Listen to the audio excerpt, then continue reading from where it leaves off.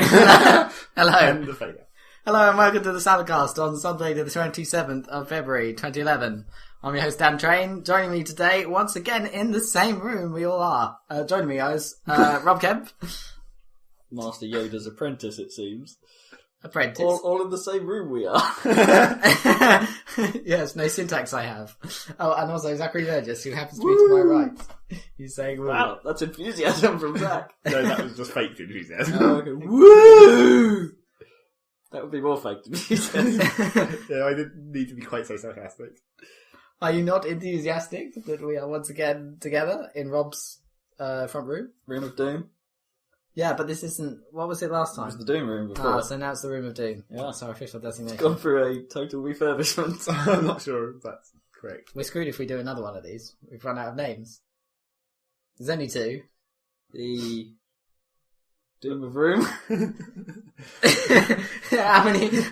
By the end of this, it'll be the Of Doom Room. The Room Doom of. No, you'll just have to start thinking of stupid synonyms. Doomed for words. Room. It's the doomed in case of Doom. I couldn't think of a fucking synonym from room Like or doom.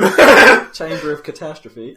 No, but you can't have the catastrophe. Chamber's good, like their chamber. Chamber works. Cursed Box. The Cabin of Chaos.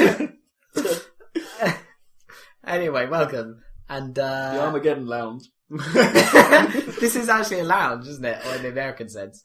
The living room or the lounge. Or the back room, as some people seem to call it. The back room. Or the front room. That's the front room, isn't it? Yeah, but it depends where it is in the house. What's the back room? No one Well- ever calls it the back room, even if it is at the back of the house. Some people do, I think. I've met people who do. I mean, what was that room? Well, surely the back room sounds a bit like that mythical the back of a store. It's the room no one goes into unless they have to. But Like the back the room utility is like room. the utility room. The back Yeah, exists I in the would say. store, and it's mostly in the back of a shop, isn't it? Usually. Sometimes. Or the side. It's kind of mythical in some places. It would be cooler if it was above, and then they just load shit from the ceiling. Yeah, okay. Lots of trapdoors to restock the It'd shelves. be like that mysterious compartment that Corbin Dallas has in Fifth Element, where guns come from the ceiling. Oh, that's amazing. And like his bed, like gets plastic put over it, doesn't it? Every time he goes, so that she gets trapped into the plastic. Give me the cash! Give me the cash! That guy is like that guy who plays that stick-up guy. He's in lots of French films because he's obviously French. He was in that Priceless or whatever it's called, sort of romantic comedy with Audrey Tautou. Do you know her? This is a bit too high culture for me. You know, star of Amelie. Oh. Yeah, woman. Well, I know of her by her face, That's all that matters to not Ron. by her name. Face. It's a French Face. name. Mm. Anyway. Yeah, Fifth Element. Could they do a sequel? No. Six of them. Sixth Element. Yeah, the same element. That'd be great. They wouldn't call it that, but that would be the plot, obviously. They would. Because she's the fifth element, and then there'd be like her twin sister or some shit. Yeah, that's true. This time, it's more evil. They could do, because she's like a bigger star now. Now that she's been in Resident Evil, the movie, and about Because three that of makes those. you a bigger star. Well, it has, though. She's been in various things. She's kind of known now, at least. She More so. wasn't really very much at the time. And also, Bruce Willis is doing really dumb shit at the moment, so you might as well do Red was something. good. Oh, I haven't seen that. Is it good? Yes. Okay. As Helen Mirren on a machine gun. Well, yes. I mean, that's clearly awesome. You can't go wrong With with, John Malkovich being John Malkovich. as always, Malkovich. Anyway, computer games? Much. Let's do it. Let's ask the question, shall we? To whom? I don't know. I actually have you That was here. the random spinner So device. now I can actually spin Dan on has the side. the finger guns of destiny. Well, last week you rather failed us, Zach, with like about I reserved like a whole like half hour plus of podcast for you, and you're like, I've been playing things. What have you been playing? None. So what have you been playing, Zach? None. Oh, no, wait. No, you sprung the question on me, now I'm not ready. Okay. I'm We do screwing one it. thing. Yeah. Apart from we didn't at the start, and that was what confused me. I lulled It was you like, to- suddenly we're talking about films. Oh, I was just going to sleep for a while. Because you don't care about films at all, No. so you have nothing to add, so you just, I'll just ignore this. Yeah, exactly. You don't care about films, you occasionally watch them. Yeah, but that doesn't mean I care. You must get some enjoyment out of televisual entertainment. Sometimes. But anyway, games. We were talking about The Fifth Element. Do you remember New York Race? Yes. That was, like, loosely tied to Holy The Fifth crap, Element, a game. wasn't it? Right, I got get my tag list ready. New York Race. That was sort of cool, that. It was pretty cool. I mean, It was kind of janky. not Yeah. greatly designed. But it was a good concept. I still think that now they've done Red Dead, like old Grand Theft Auto, they should do like new, like futuristic Blade Yeah, Runner. but that wouldn't really work because the whole idea of like being on foot and then getting into a car doesn't really work when you're suspended halfway up a skyscraper with a little walkway. I don't know. They could have like grappling hooks or something, so you could like attach to any. So it'd be flying like Just car. Cause 2 goes Yeah. by going for a floor. Exactly, it'd be way cool. Or you could have like a teleporter so that you could like Just teleport into someone's- teleport into their car, and then knock them out, and they go flying. Whee! But they have some kind of hover device that they don't just really die at the end. Of course. I don't know. I just think that would be cool because then you could have the New York race part where you have races, if necessary, around the city, but then you could have all the Blade Runner stuff, and I don't know, that would be kind There of won't cool. be much on foot stuff, would there, in a sort of Fifth Element based GTA game? Well, there could Depends what's be. in the building. Yeah, it'd be like Mass Effect on the inside of the building, some futuristic fighting. There's not much in the buildings of Fifth Element for them to draw from, is there? It's all like... Well, no. I'm not They saying wake up I'm not there, saying it would be fix it. directly based on Fifth Element. I'm saying it would be mostly cribbing from Blade Runner. Like I was watching some YouTube footage of that old game G Police. Oh, That was yeah, yeah, clearly yeah. inspired by Blade Runner, but that was actually kind of cool. That was pretty for the awesome. time. Well, if you played it with the correct peripherals. Well, I But had the it. joystick kind of made it. Yeah, because I came free with my first ever graphics card, 3DFX, baby, during the war. Did you have Power VR? No, I was 3DFX. Oh, I okay. came in on the very first Voodoo card. Yeah, I was on a Voodoo 2 or something. It was a bit later. I came in so early that there weren't any specific 3DFX games that were being bundled with cards. So they had to do shitty remakes of games. Like, there was a 3DFX version of Descent 2, which was kind of awesome, actually. It was Yeah, Descent 2, it's a cool but game. with decent blurred textures.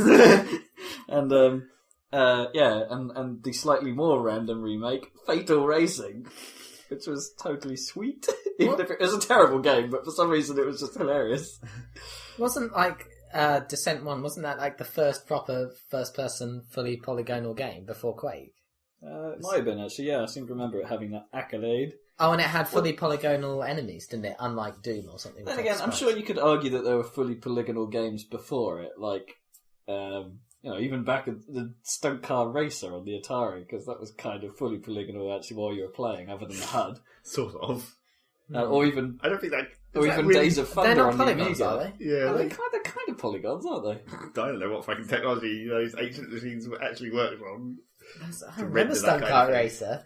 How did you play that game? Stunt Very Car Racer? difficultly. Because it You ran had- at like 4 frames per second. Well, yeah, it ran pretty badly, but it was actually, you had to, you couldn't just like, you actually had to think about like acceleration and braking and getting up enough speed a lot more than any other racing game that we played at the time. That's So right. you couldn't just gun it the entire way around the track, because otherwise you'd like jump too far and fall straight off and die. I Yeah. suppose it was one of the earliest games I played where you actually had to worry about that shit. Yeah. Like, not just like skid marks or games like that where, well, I suppose apart from like top-down races like skid marks and micro machines where you occasionally have to think about slowing down, Yeah. that was probably one of my early examples of proper racing. You didn't have to slow down in Buggy Boy, did you? No. Just... Just hold it down at maximum the whole time. Do do do do. That's literally all the sound. The occasional all went the- through the gates. Yeah, all the gates. And the flags. Oh yeah. So it's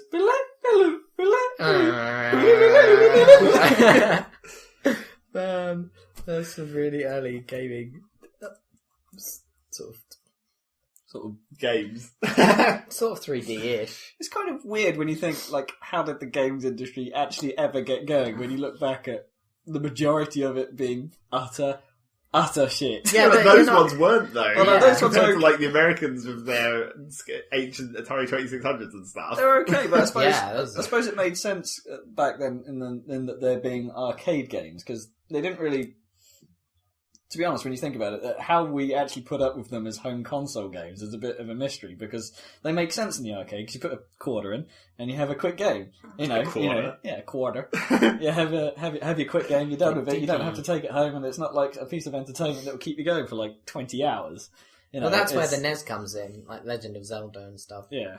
That was the actual good stuff. At that point, I understand why the games industry took off. It's just like, getting to that point, it's hard to see. Yeah, but we just got lucky, I think. But that stuff's more advanced than NES stuff, isn't it? Like anything on the entire ST must be, surely. Pretty much. More powerful. To a point. There's some NES stuff that's kind of cool.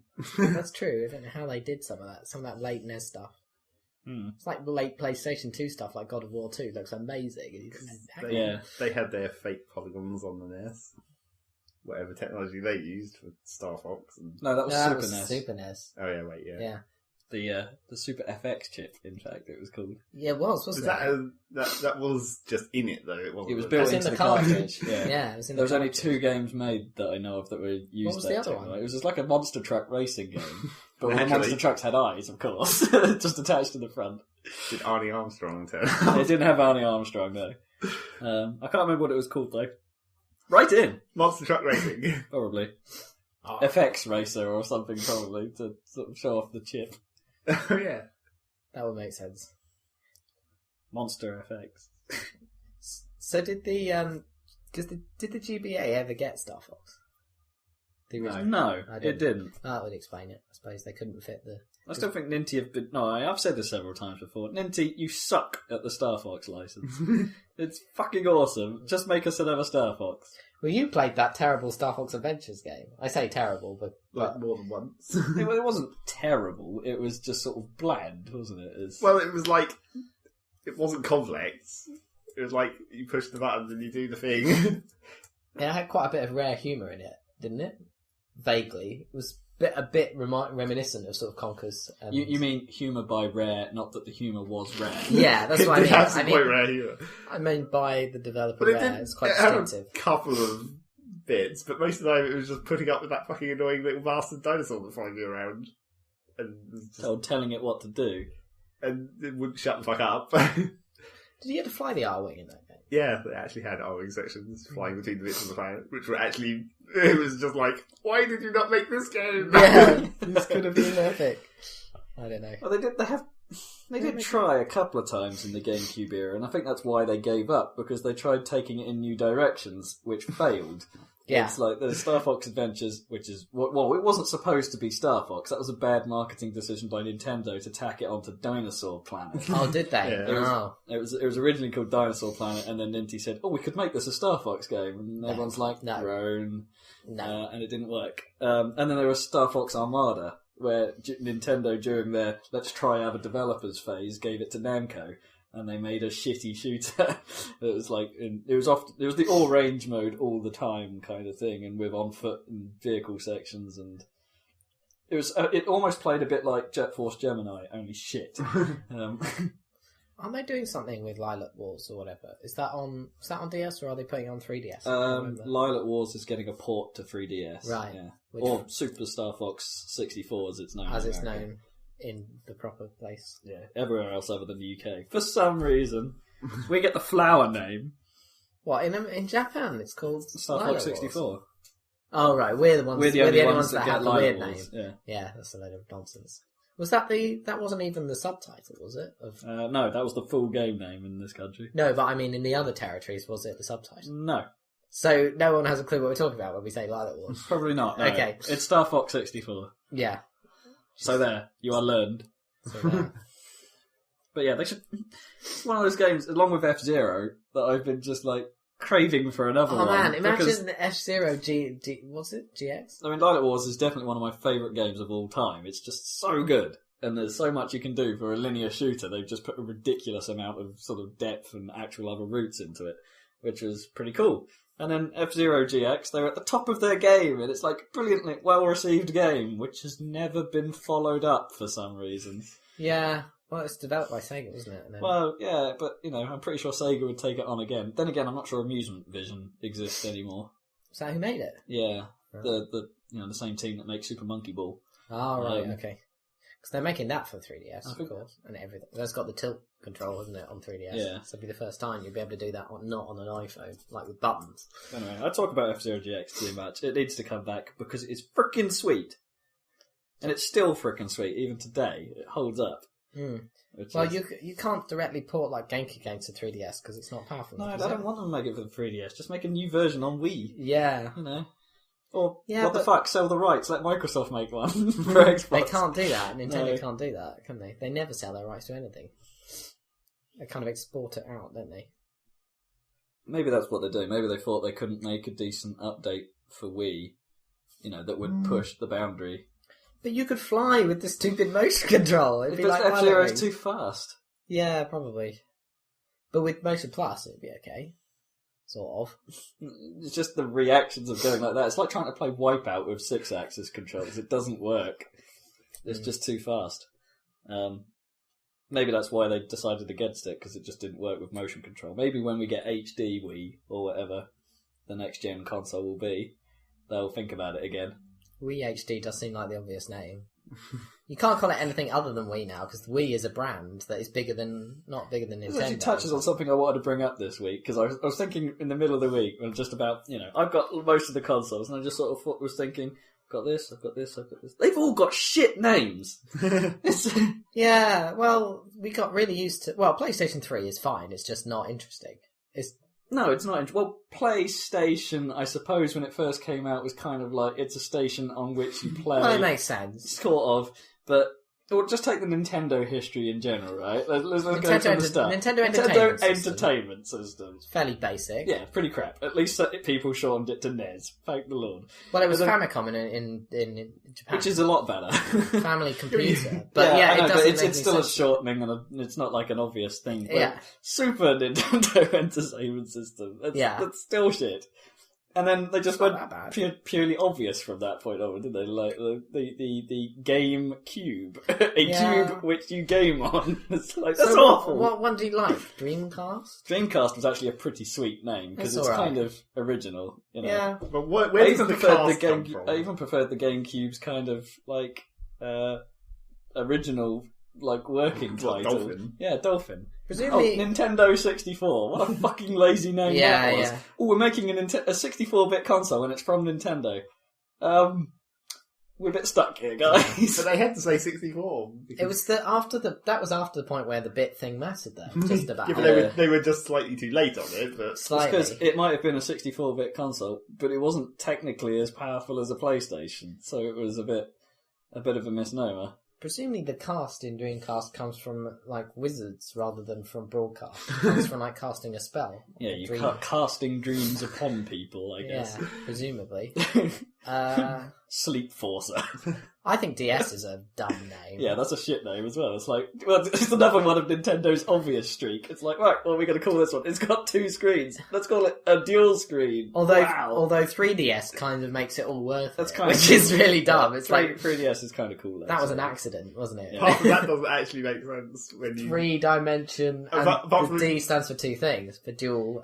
And although it's obvious, I sort of like Game Boy as well because That's it's fine. kind of Game Boy's good. because you know at the time gaming was generally for kids kind of thing, and they that sort of device was aimed at kids, so it was the game for boys. Game Boy is a lot better than DS as Yeah. a name. Even Game Boy Advance I can sort of get behind because it was capitalising on the Game Boy brand, Yeah. which is fine.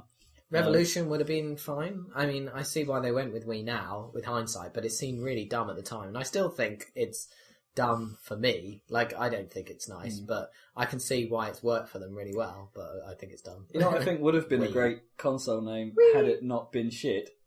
Jaguar. That's kind of a cool name. The Jaguar? It's just a shame it was given to that thing. Yeah. Jaguar. Neo Geo Pocket. Neo Geo or the Gizmondo. Gizmondo, no. One Swan. Actually, I quite like Wonder Swan as a name. What was Wonder Swan? Some obscure American console. It sort of had quite a bit of life to it, the Wonder Swan. It was like one of the early colour Yeah. gaming systems. I think it had a Final Fantasy on Yeah, it. there were some ports of Final Fantasy. There was a number of things. Engage is actually quite a cool name in its own way. Oh, because of Picard. No, not just because of Picard. Engage. Engage. Hmm. Tea. Earl Grey. Hot. Because of course 360 makes absolutely no sense and it's completely pointless. But it's a nice. The circle is kind of a nice brand, doesn't it? Yeah. I can see what they were going for with the circles. But actually, the name Xbox is a bit irritating because it's like it was released near the GameCube time. So it's like I wonder if a Microsoft guy just sort of looked at the GameCube and thought, right, well, ours is a bit cooler than this. Let's call it the Extreme Box. Well, the X comes from DirectX, so it's just a box that runs DirectX. That's literally what it is, isn't it? No, it was like pretty much. They were doing a brainstorming session, and the guy was like writing down a list. Like it had GameCube at the top where it split into like game and cube, and then they started writing stuff, and it was like, okay, we got cube, we've got box, we've got, and then he was just like, okay, I'm waiting for other ideas to come out of the game. I'm just going to write an X here in the meantime. Oh wait, Xbox, yeah. That sounds all right. Yeah, they're generally pretty shit. I mean, Sony are they've only made one console really, and they just like in terms of naming, and they've stuck with it, which is kind of fine. One thing that they have succeeded with Xbox is like Americans, especially. I don't know, maybe I'm generalising, but you can say play Xbox, like it doesn't make any sense, but you don't say play PlayStation. I'm after play some Xbox. You know, you say that, or I'm to play with. Yeah, I suppose but people don't say that with PlayStation. Play PlayStation. It sounds a bit funny in itself. Play. I'm gonna play me some Xbox. It's my turn on the sex box. Exactly. I don't know. This is racism again. I don't know. But I think not very many good names for consoles, but it doesn't seem to matter. Well, no, of course, they're still awesome. But, Mega Drive. Although that was called the Genesis in America. Which are both kind of cool. Both kind of cool. Sega have the right idea. Yeah, Dreamcast, Mega Drive. Master System is a bit shit. That's a bit lame. But that actual is a bit shit as well. Master System was a bit shit though, so it kind of fits it. Game Gear, yeah. Game Gear is a bit shit. Well, the Master System was supposed to be shit because it was designed as a shit version of the Mega Drive. It was. I think it was that cheap way version, round. Yeah. I think so. I think it did come first, but it was the lame Mega Drive is kind of cool. Because at the time, Mega was a decent word to use. Mega! Yeah.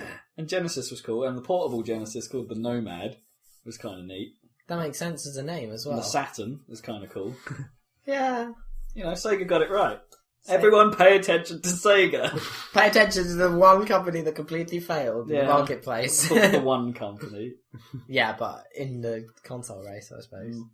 The major player that is completely shouldn't have failed. Dreamcast was awesome. I sound like Keith Apicary. From Screw Attack. Okay, never mind. Just me. So anyway, Zach, what have you been playing? Now I've had time to think and remember. Good. Yeah. Did I stall enough for you? Well, we all did. That was some good stalling. Cheers. We didn't talk about New York Race at all. Anyway, it doesn't need talking about. No, it doesn't. I'll probably get round to playing that again at some point in the future. That's because I keep mentioning things. And whenever I mention stuff, you go and play all the old games. You don't have any new material. But I don't think I've played New York Race again for a while because then I'd have to get out my joystick and stuff. Well, Will it run on 7 as well? That's also the other question. I mean, it didn't seem to have any much problem running on XP, so it'd be alright with a dual analog stick, wouldn't it? Yeah. Just buy an Xbox controller. Probably wouldn't need a dual analog. Yeah, well, a single analog. Anyone who plays PC games needs an Xbox controller these days. These days, you do. Boo. It's only for stuff like Super Meat Boy and things, you know? Yeah. It's kind of vital. Play on keyboard. Okay, now we can talk about that. And racing games. I prefer generally... definitely racing games. You can't play keyboard and mouse for that. But if you have a steering wheel, then you're alright. Well, yeah, which I do. Yep, Yeah, which I do. we all do, don't we? Oh, I've got the 360 wheel, which I can now hook up to the PC. But now let's talk about Meat Boy. Meat Boy, Again. Meat Boy. Enthusiasm. Hooray! Yeah.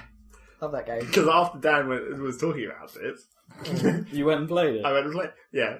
I basically finished A+ing all the normal levels. Like I did. Yeah, like you did to finish off for A+. Mainly because I'd forgotten that you have to A+ them to unlock them in Dark World. That's right. So I would have needed to do that anyway in Yeah. order to continue my Dark World run. Yeah, you do. And then I'm up to like 14 or something in Hell Dark World now, which means I did about 3 since the last time I talked about it, because goddamn they're getting ridiculous. You're doing the Hell ones? Yeah. Have you done all the way up to Hell then in Dark World? Yeah, well, I've Wow. skipped a couple. Oh, okay. And I've skipped a couple in Hell because they're starting to get really stupid. But as I probably mentioned before, but to unlock the Dark World ending, you only need to do a certain number of levels in Dark World. So you don't have rather to than get in them all. Light World where you have to just get to the end. You have to do all 5 in the end. Right. And then it unlocks the boss. As in Dark World, you just have to do a number of Dark World levels and it unlocks the boss. Right. Oh, I see. So you can take your pick across the entire game. Yeah. Rather than... So are there Dark World versions of bosses? There aren't. No. Right. Just this end one. Thank God. There's this one Dark World boss. Yeah. Which is going to be Doom, probably. So how many do you need, percentage-wise, out of all the levels to have cleared in Dark World? I can't remember how many it is. I think it's 85 to unlock it. 5%? No, 85 levels. Oh. Out of 105, there must be. So about 85%. About 85%. Yeah. Okay. Not quite. Not quite, but close enough. Okay. So how many have you done? Is there like a count? I don't know. There is, but I haven't looked at it. It must Well, I guess think if it's you're 70-something. if you're up to hell, then you've only got one more world after that. Yeah. But you skip some, so... Yeah, they're getting harder now. Might have to skip more. But I think I'm at 70-something. Oh, you nearly Wait, there. I can't be at 70-something if only in Hell. That would only be... No, wait. Yeah, 70-something. That sounds right. Maths. Okay. Anything to report about any particular Dark World levels being super hardcore? Yeah, but then I'd just be describing a level, which would make much sense. Okay. Rob will... I think I described to Rob one of them where it was the Dark World version of one we already had problems with the Light World one. And that's one I'm thinking I probably will skip because it really is stupid. And totally Which insane. one is that with the in the Light World? In the Light World, it's got one of those eyeball lasers that follow you. Oh, yeah. And you have to... Oh, that one. Yeah, Yeah. I know the one you're talking You have to about. go round the room, pick up a key, and then it drops another key that you have to pick up on your second loop that opens Oh, the door. yeah, I remember. So you have to go in a circle because the laser follows you round, and it's collapsing walls. So you have to not destroy all the wall on your route. Except now there's like 2 more keys. Yeah, except now you have to go round like 4 times, and one of the keys falls onto a bit of collapsing platform that disappears when it lands. So you have to catch that one out of the air. Oh, the air catching the keys. That's pretty hilarious. You need to do that for the times, don't you, sometime? Yeah. I had quite a bit of trouble the first time I was trying to do that one with the 2 eye lasers on the bottom level. You had to go under and then over the top, which had a firing rocket thing. Yeah. But it was just trying to get under the 2. I couldn't get past... I could get through the hole, but then I couldn't get... For some reason, I couldn't work out how to carry on. It's because like once you work out the way to do that, like the casual where you slide up the wall and then the lasers casually hit the wall so you can slide down and come out under them. Under it, That's all really casual. It's the way it slows down the tracking as it gets closer to you. That's the trick to it, isn't it? Because you think it's going to move really fast. But the big problem with that level is getting the bandage where you have to go all the way to the end and then there's a switch on the ceiling and then you have to go all the way back to the start with the bandage and then all the way back again. Oh, man. And it's much harder to do the thing with the eyeballs on the back because you don't have the wall to slide up any longer. Right. This is not making any sense to anyone who doesn't know the level. Super B-Boy, it's freaking sweet. Have you been playing any games that we can talk about without sounding incredibly esoteric? No. That's my job. Okay. I've been playing Skies of Arcadia. Legends. Oh, yes. Why are you playing that? But this is awesome. This is something you can talk about because it's something we haven't talked about before and you can describe in detail. Who's going to go out and play it? You have to explain how to buy this if you want to play it. You need a GameCube. No, you need a Wii. Need a Wii. That's fine. Yeah. You need a controller, though. You need a GameCube controller, which I assume you have. Well, But if you have a Wii... Can you still use an... I don't think so. I think you need a GameCube controller for GameCube games. Oh. That's kind of strange. I believe. That's kind of annoying. Anyway, It get makes one of sense. those. I don't think the classic controller has the same button layout. Well, so no, it doesn't, but... You'd think they'd map it somehow. Maybe they don't. No. But then you'd need a GameCube save card anyway.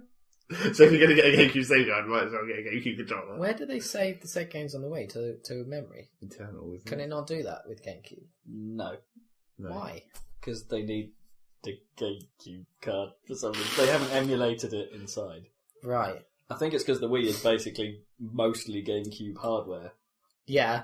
So they didn't bother emulating it because it's the same hardware. Right. But that means that you need a GameCube memory card in order to play Wii games and save them. Which is a shit no, name. GameCube games on the Wii and save them. Which is also a shit name. Wii? We didn't really talk about Wii, did we? Being the most ridiculous I crap. said it was That dumb. did. Yeah. Oh, well, Not paying attention. no. Anyway. I suffer from short-term memory loss. Yeah, you do. You suffer from writing down tags while we're talking. What are we talking about? Skies of Arcadia Legends, Legends. which is the update to Skies of Arcadia on the Dreamcast. Dreamcast was awesome. Which is GameCube's version is better. a very old JRPG. Yeah, and an awesome one by Sega. How old is it now? It's like a decade, isn't it?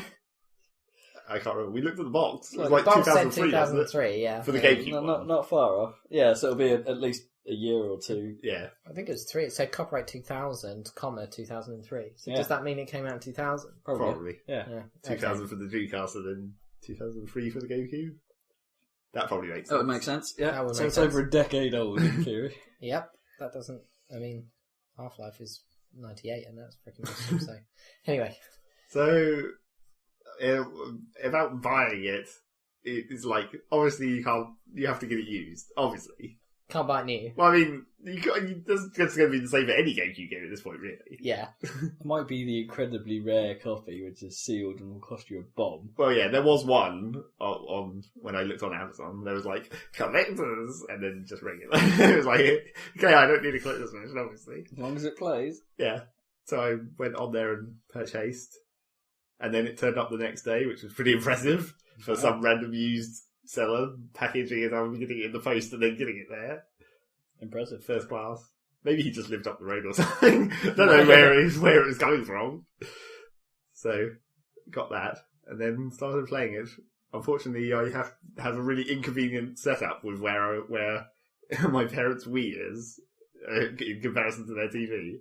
Because obviously, it doesn't matter when you're using a Wii controller. Because it's wireless. Because it's wireless. But they have their Wii above the television. So the GameCube controller's cable just goes straight down in front of it.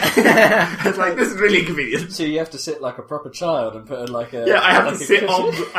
on the, like, footstool that goes, that's part of our couch. That's like quite possibly the worst setup to play an RPG in. Yep.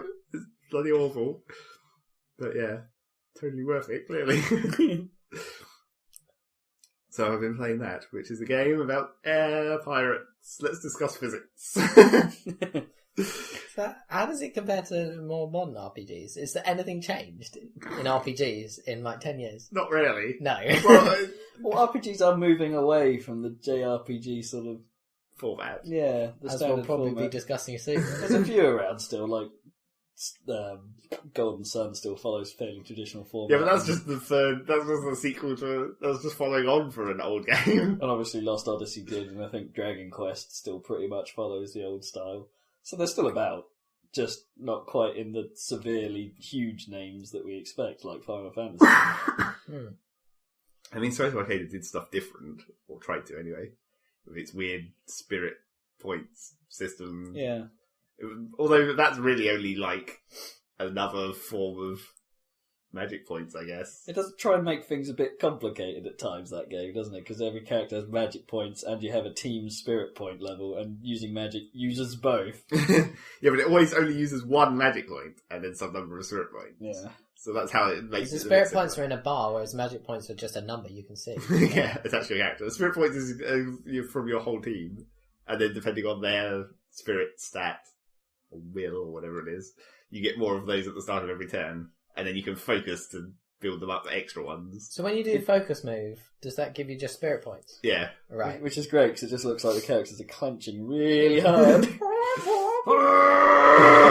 Yeah. And somehow Some more that, than others. and somehow that helps the other players. Yeah. If I clench really hard, you'll be super strong. We'll use that in a fight. Just on the street while I'm sitting there going, go Zach, get him, I'm ready. Allows you to use the super move of some kind. And then on top of that, you got ship battles. Well, yeah, ship battles, air pirates, flying around. It's interesting because they're kind of like normal fights, only you have to do things when it tells you to. Well, that's not exactly like normal fights. You have to crew your ship, don't you? Yeah, That's what I later told you last on. time. Right, that's later on, is it? Because at the start, you don't have a crew, you just... I mean, the 4 characters in your team is like, you do 4 actions per turn, and then obviously the actual stats of your characters do affect slightly the ship capabilities. So if you have a crew, and only the 4 characters in your team can do stuff, What are the crew doing? Well, then the crew on the bigger ship later on, they're doing all the other shit that he's doing. Although, of course, some of it does make sense, right? Like, I'm going to choose which cook I have, and that's somehow going to affect my ship. Affects the battles, because it affects the morale, presumably, if you have better food. Yeah, I can't remember what the stat bonus for having the You're going into you go into a fight thinking, this could be my last days, but at least I had some fucking awesome salmon. Salmon. Air salmon, yeah. Yeah. Is there fish in the air? Yeah, flying fish all over the place. And of course, in order to catch them, you just run into them. Don't need to fish for them. And then it goes ding, ding, ding, ding, and then a little counter comes up that tells you how many fish you just ran. Fish get. Yeah, basically.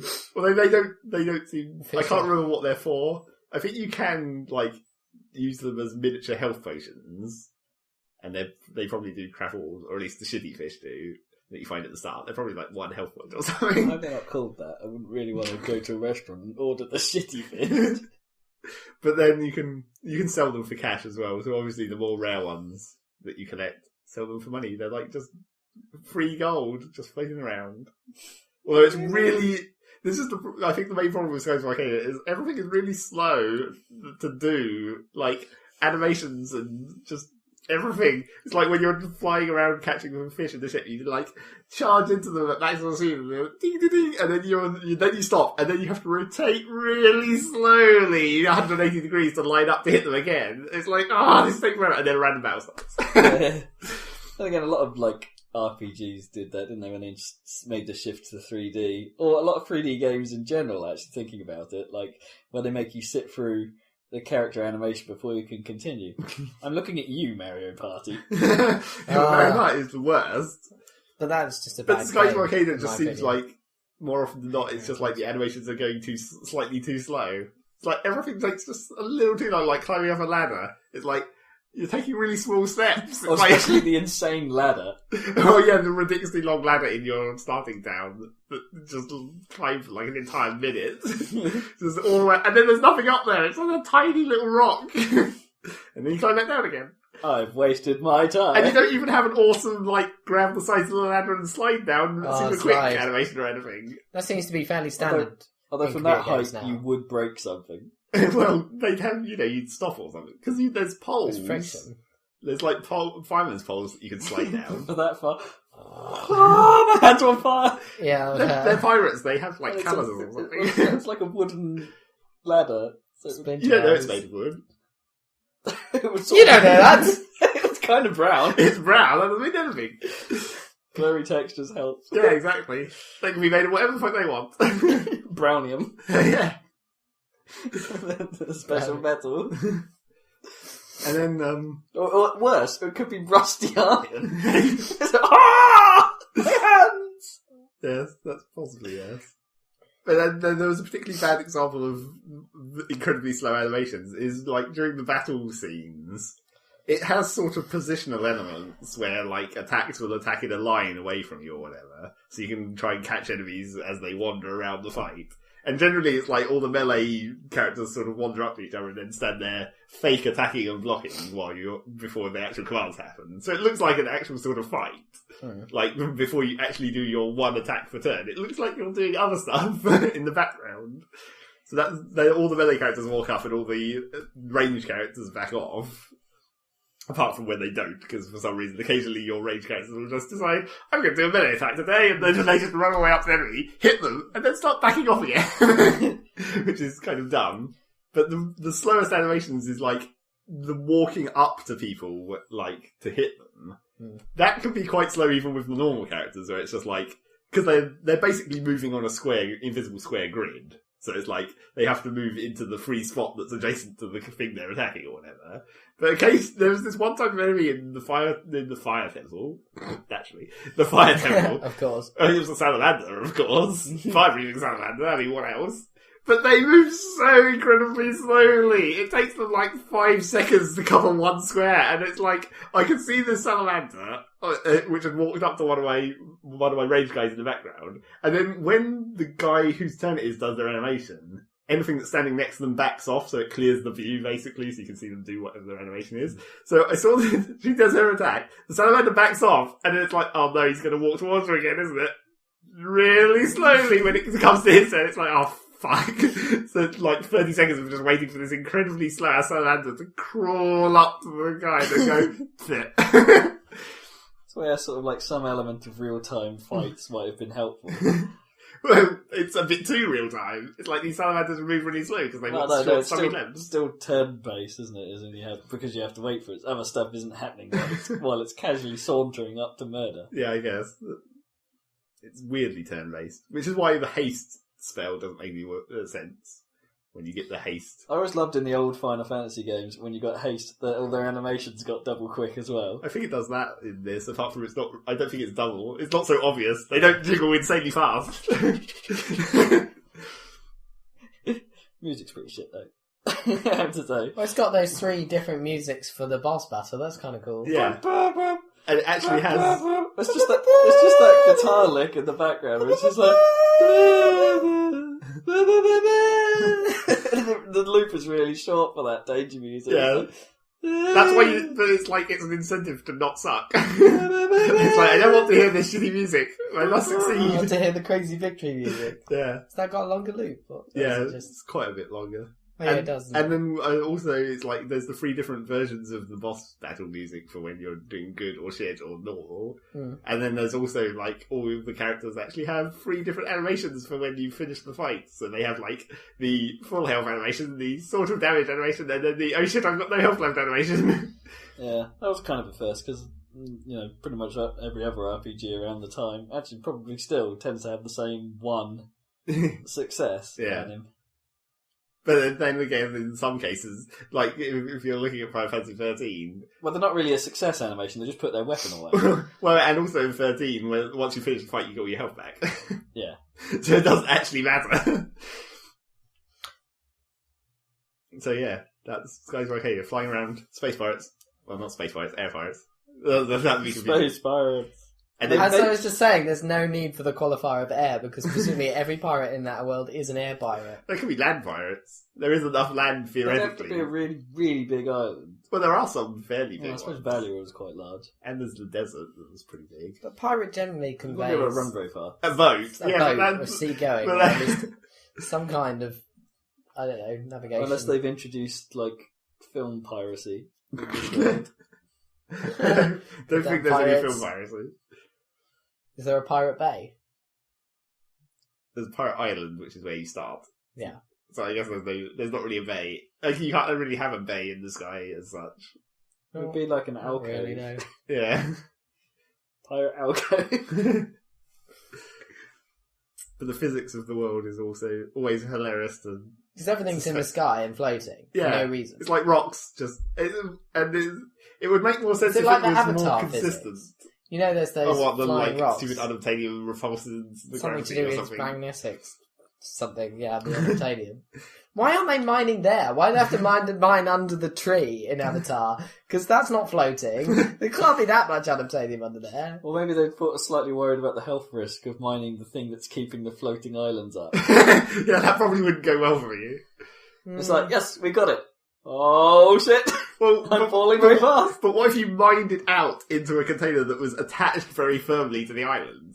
And then just go... And then right at the end, once you've mined out everything you want, you just go ding and it goes bloosh. Yeah. That's quite destructive. Yeah, but I mean... Not that that film wasn't quite destructive. Exactly. In any way. The film was really dumb. So, I like it. yeah. The floating... Sorry? I like it. I don't like it. It was- Inception is like so much better. Well, Like, it is, unbelievably better.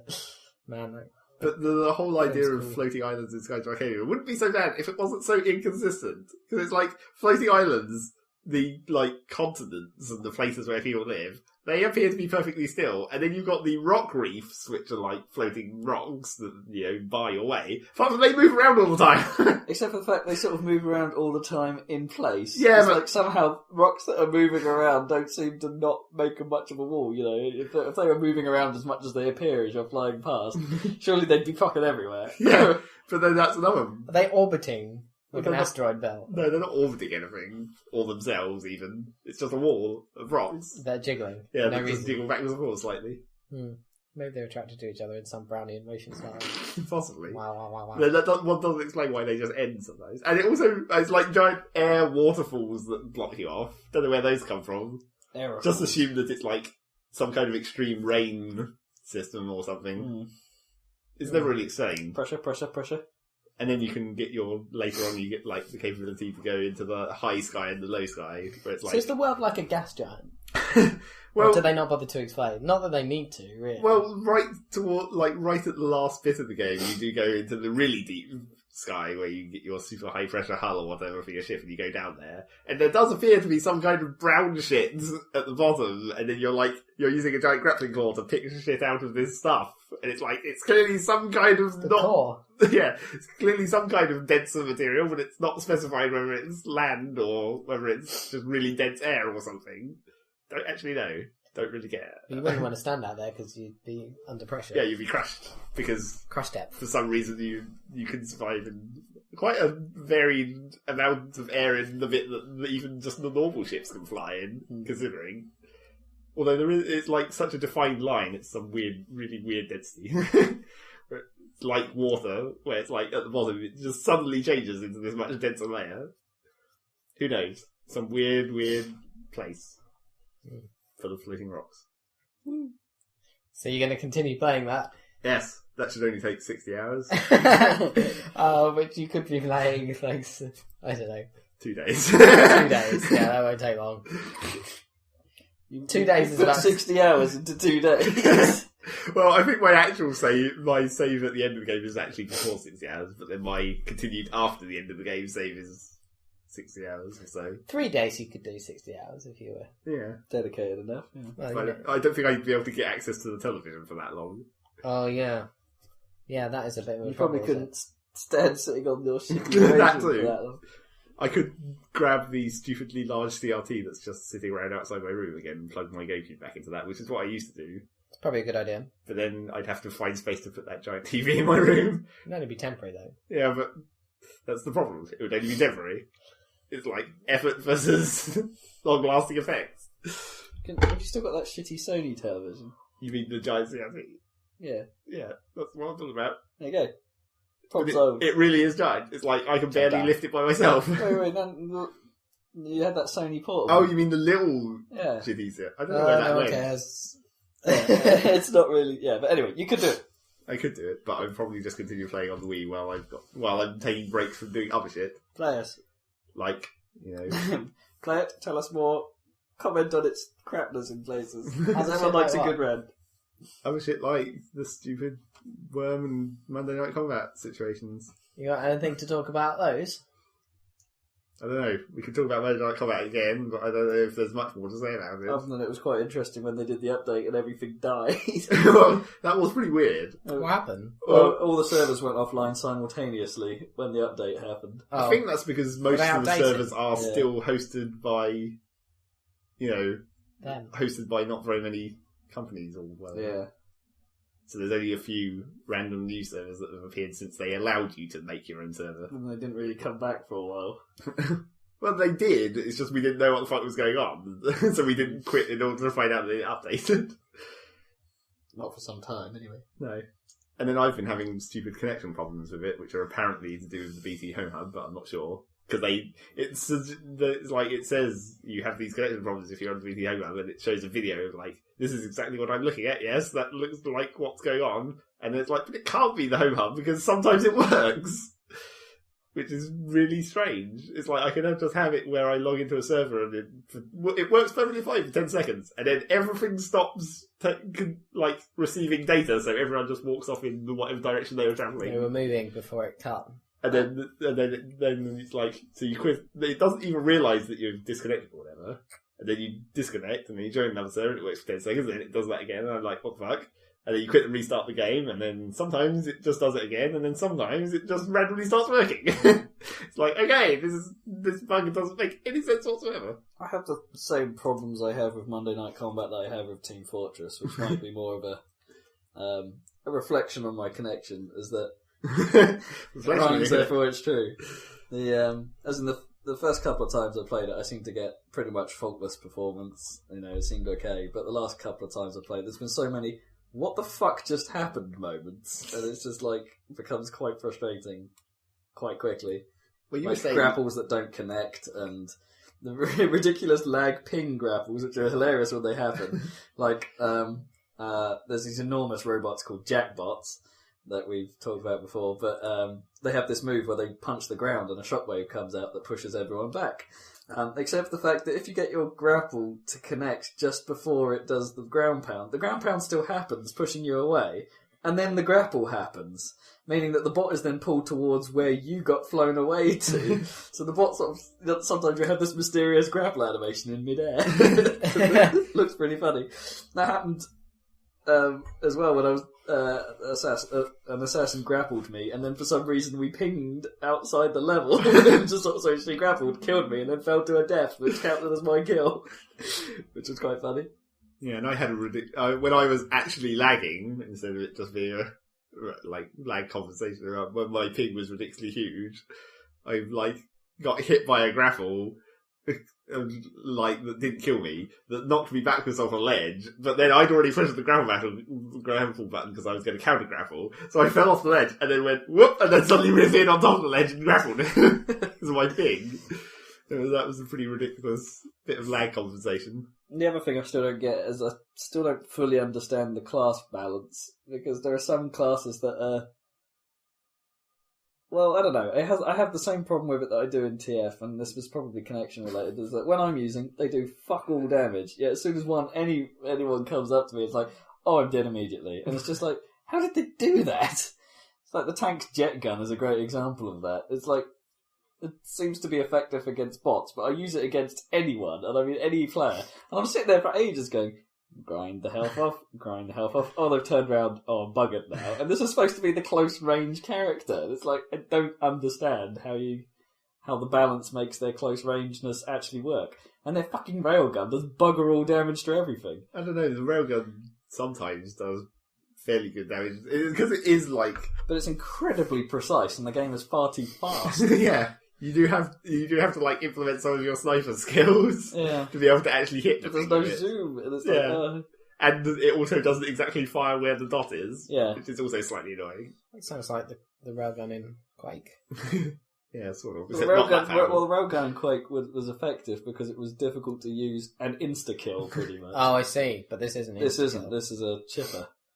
Yeah, you can take down the weakest classes in 3 hits. When you actually hit them. Yeah, that's the problem. And almost everyone must be using the health power-ups as far as I can tell, because it takes quite a lot longer to kill them than you expect half the time. And the jet gun is really annoying to use. I think the 1 or 2 times I've actually bothered to play tank, I never used it. It's because I'm always defensive, so it's even when I'm playing tank, I'm still holding back quite a long way, so I'm never actually in close range combat. Yeah, and I still don't quite get the point in deploying. No, it's not it makes your guns more powerful, but they're such a target. Yeah. I mean, it's not like the the gunner one where he gets the face shield at level 3 or whatever. Yeah. It actually gives you some protection against snipers. Which makes a bit more sense. But I suppose for the tank, you could hide round a corner. Yeah, for the bots, the bot grinding when they're coming in that level where there's the 2 walls that are parallel and they come through in a right angled zigzag. It's only useful on defense because I tried using it when I was attacking on a couple of levels. I hid round a corner where guys kept coming out and they kept walking into my jet gun until the assassins got wise to it and would just sit behind me shurikening me. And it's like, well, as soon as I come out of the deployment, I'm just going to get grappled and I can't turn around enough to take out the assassin. And it's like, because you can't turn all the way around while deployed. Can you? No. Yeah. You have a limited range. Oh yeah, I guess that would make sense. Yeah. And it's like, well, fuck now, aren't I?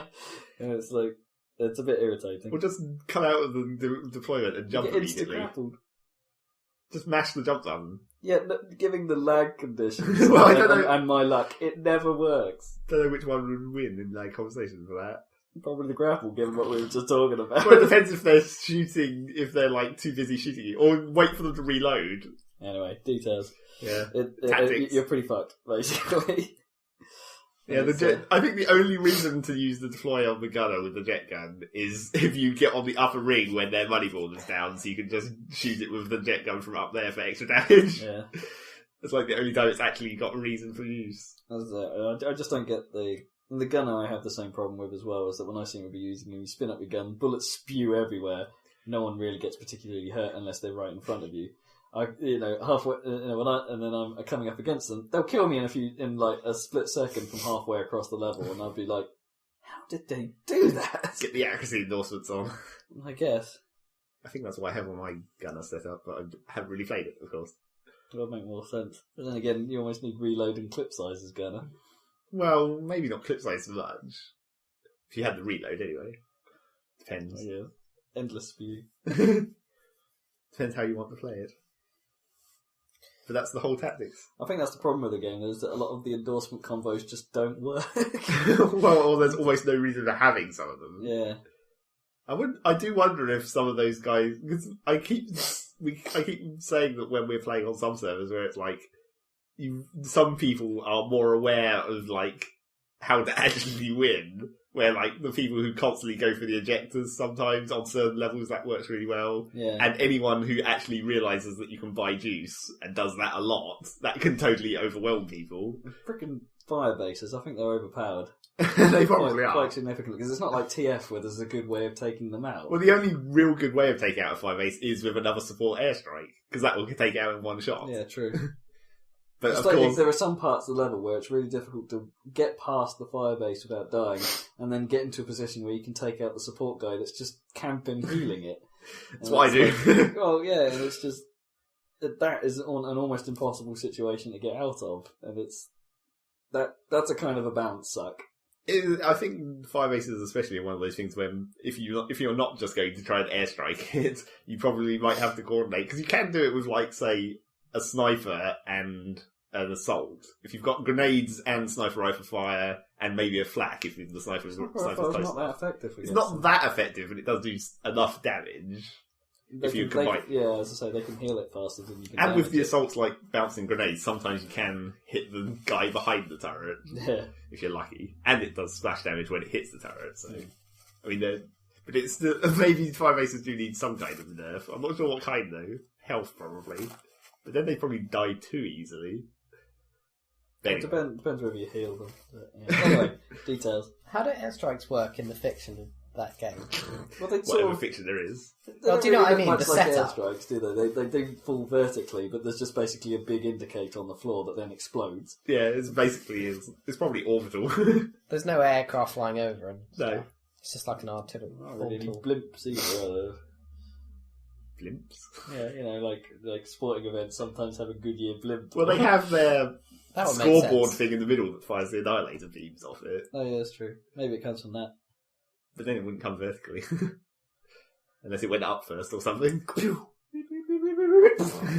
Like those javelin missiles from Yeah. Call of Duty. Fire them up, and then they go beep, and then kill something. Those are real, of course. Yeah. They really do work like that. It's because tanks have like weak armor on the top, supposedly. Supposedly. They probably changed that. Yeah. If they start making those. Just don't design weak points into your vehicles. Put armor everywhere. Well, yeah, it makes them too heavy. You have to have the strongest armor on the front. Then make the engines bigger. Don't think this is going to work. You'll just end up with a Death Star. They already have a massive jet engine in the back of them, the American ones, the gas turbine powered. Chunda, chunda, chunda, chunda, chunda. Chunda, chunda, chunda. Not that they vomit everywhere. What's the tank driving music from 2142 that you used to make whenever you got in a tank? That's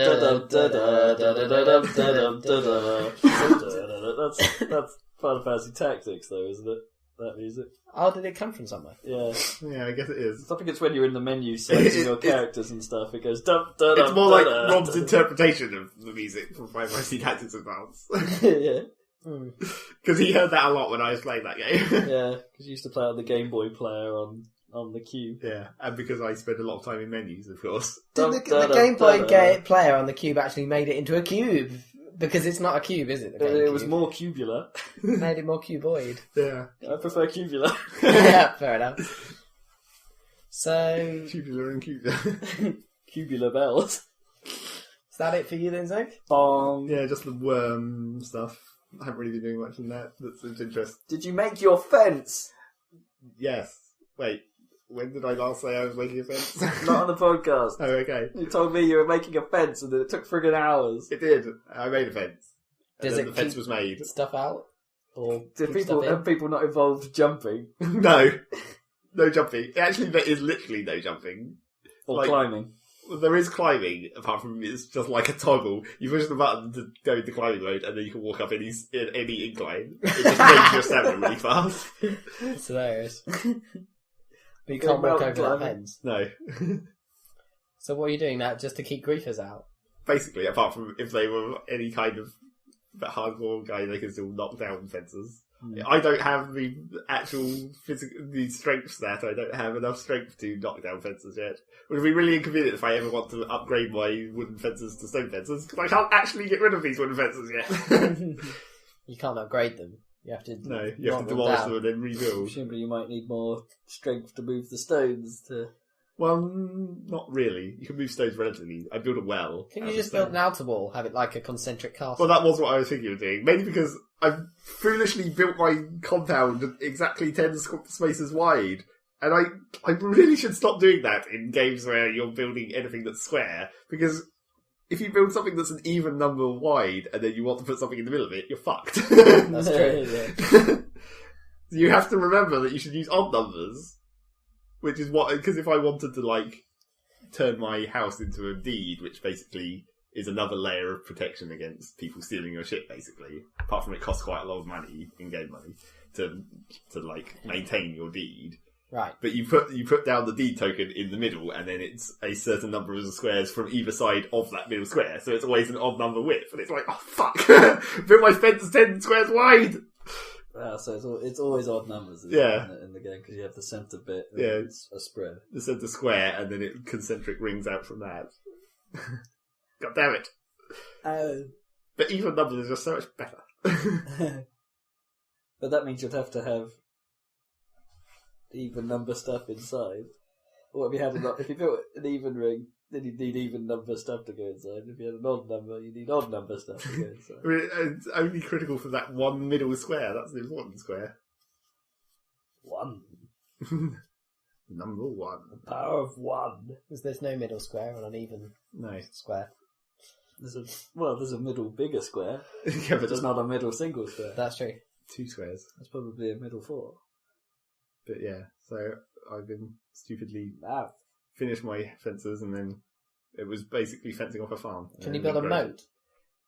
Can you build a duck moat? You sort of could build a moat if you wanted to do a shit ton of digging, because you could just terraform it. Just dig a vertical... Well, I mean, it wouldn't actually stop people getting out, because you could just climb up it.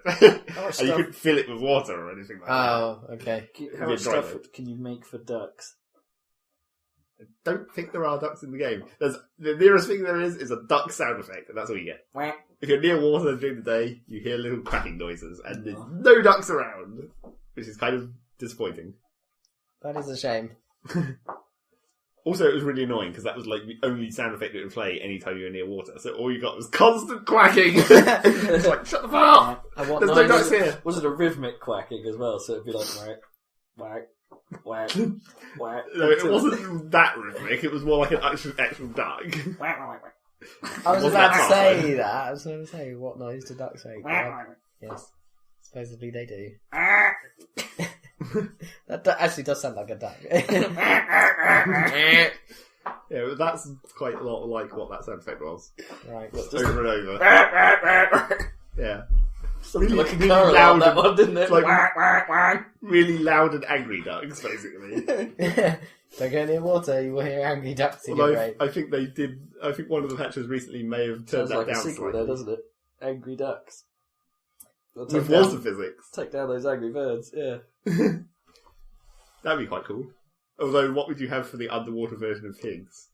Because then you could have, a water layer, and then you'd have, the pigs above, and seahorses. Something else.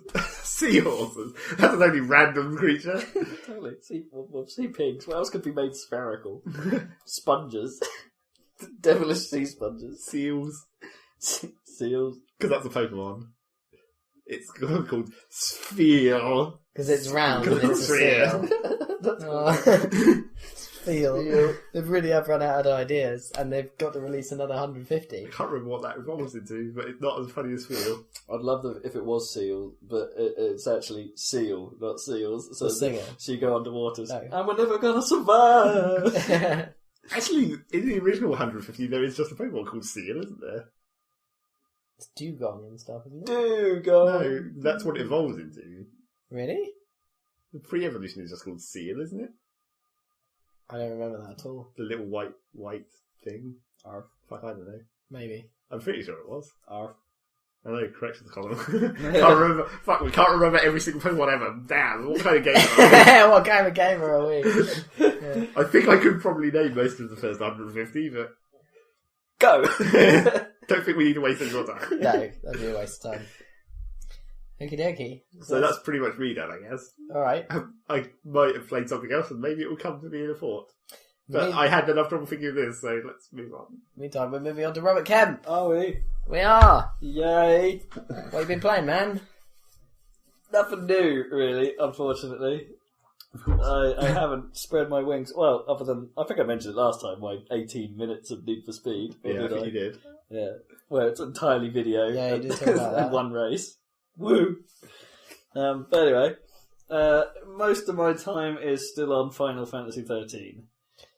To be fair, which is, as you've now seen, I it's have. going fine. I seem to have entered the longest period of nothing happens. I have to say, so far. I mean, it's probably bad luck, but the bit that we saw was very pretty, but like, compared to Skies of Arcadia and what was going on in that, nothing happened. In Skies of Arcadia, like, it looks shit because it's ancient, but like, they were escaping and they were in a coliseum and they fought the guy and then they escaped through a trapdoor and then they were on a train and then the train got blown in half and then they got on a ship. Final Fantasy 13, they were in a corridor. A very pretty corridor, and they hit running into to the point it's like for like 2 hours or something. To the point it actually called the area a corridor. Oh my god. Research going on. I cannot believe, in comparison, I think it was just because we were in the exciting part of Skies of Arcadia, maybe. Is it exciting like that all the time? Because that was way awesome. Well, Skies can be quite grindy from what I remember in places. It's quite annoying to get from place to place. It's like, the actual world map where you're flying around and you get random battles, that can be quite annoying because it's like, oh god, I just need to go over here, but I'm going to have like 5 random battles before I get there. But like, even the cutscenes in Skies of Arcadia, it's like, who's this random guy with this huge, massive cloak of doom and this random womany and like, well, obviously you don't know that. Exactly. Whereas in Final Fantasy, it was like a bit emo on the. There's still an awful lot of cutscenes. unknowns, but yeah, Hope isn't emo. That's why he's a whiny bastard child. Yeah. Well, who probably wasn't a bastard child at the time. He's just now a bastard. But Snow seemed a bit emo in the flashback as well. Like, Well, Snow's just a pansy. He's a giant pansy. Yeah. In the sense that he's quite large and a pansy. He's, That's the definition of giant. you know, and the one thing we couldn't help but notice is that Final Fantasy XIII is again suffering from classic RPG fail, in that they all wear the same costume the entire time. So it's Even like, in flashback. well, yeah, it's like main character Lightning on her birthday is wearing her uniform, of course, her Guardian She's Corps quite uniform. hardcore, so that maybe not. Well, a Guardian Corps uniform, which is mysteriously cooler than everyone else's Guardian Corps uniform, of Because course, she's special, of course. for no reason at all. She's like 21 and still a low-ranking officer, and it's like, and she's apart from Saz, Cat's right. She's like one of the oldest characters so far, as we know. But it is quite disturbing actually, because she's 21 and her sister Sarah seems to be wearing a schoolgirl outfit. Looks about 13, 14 maybe, and has an awkward love story with Snow, and you're just like, And they're going to get married. this is quite uncomfortable. And Snow is like twice as tall as her. Yeah, it's quite hilarious. It's I'm not sure I can get behind a paedophilia story. No, it'd be pretty dramatic. Is it typical Japanese schoolgirl fetish thing going on there? Possibly, yeah. It's just And giant white-haired man fetish. Yep. with the far too obvious name. It's like, I'm big, I've got white hair, I'm wearing a white cloak. What do I look like? He's What not would I really blend got, well with? It's not really got white hair, it's just dandruff. It's No. masses of it. He shakes Although and to the be snow fair, falls. to try and Maybe because he wears that hat all the time. Yeah. The bits of his hair that stick out have just gone bleached white, and he actually has like red hair or something. that would be hilarious. Yeah, that would be awesome. But we'll never find out because he'll never Never take take off it his off. hat because he'll wear that in every situation.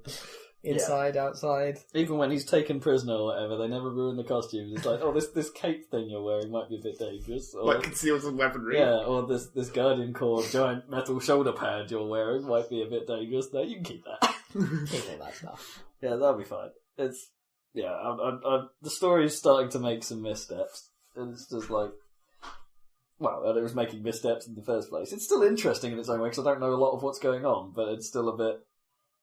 I'm finding it hard to get behind a lot of the characters at the moment. It's like, other than Saz Katsuri, who's awesome. Of them. Yeah.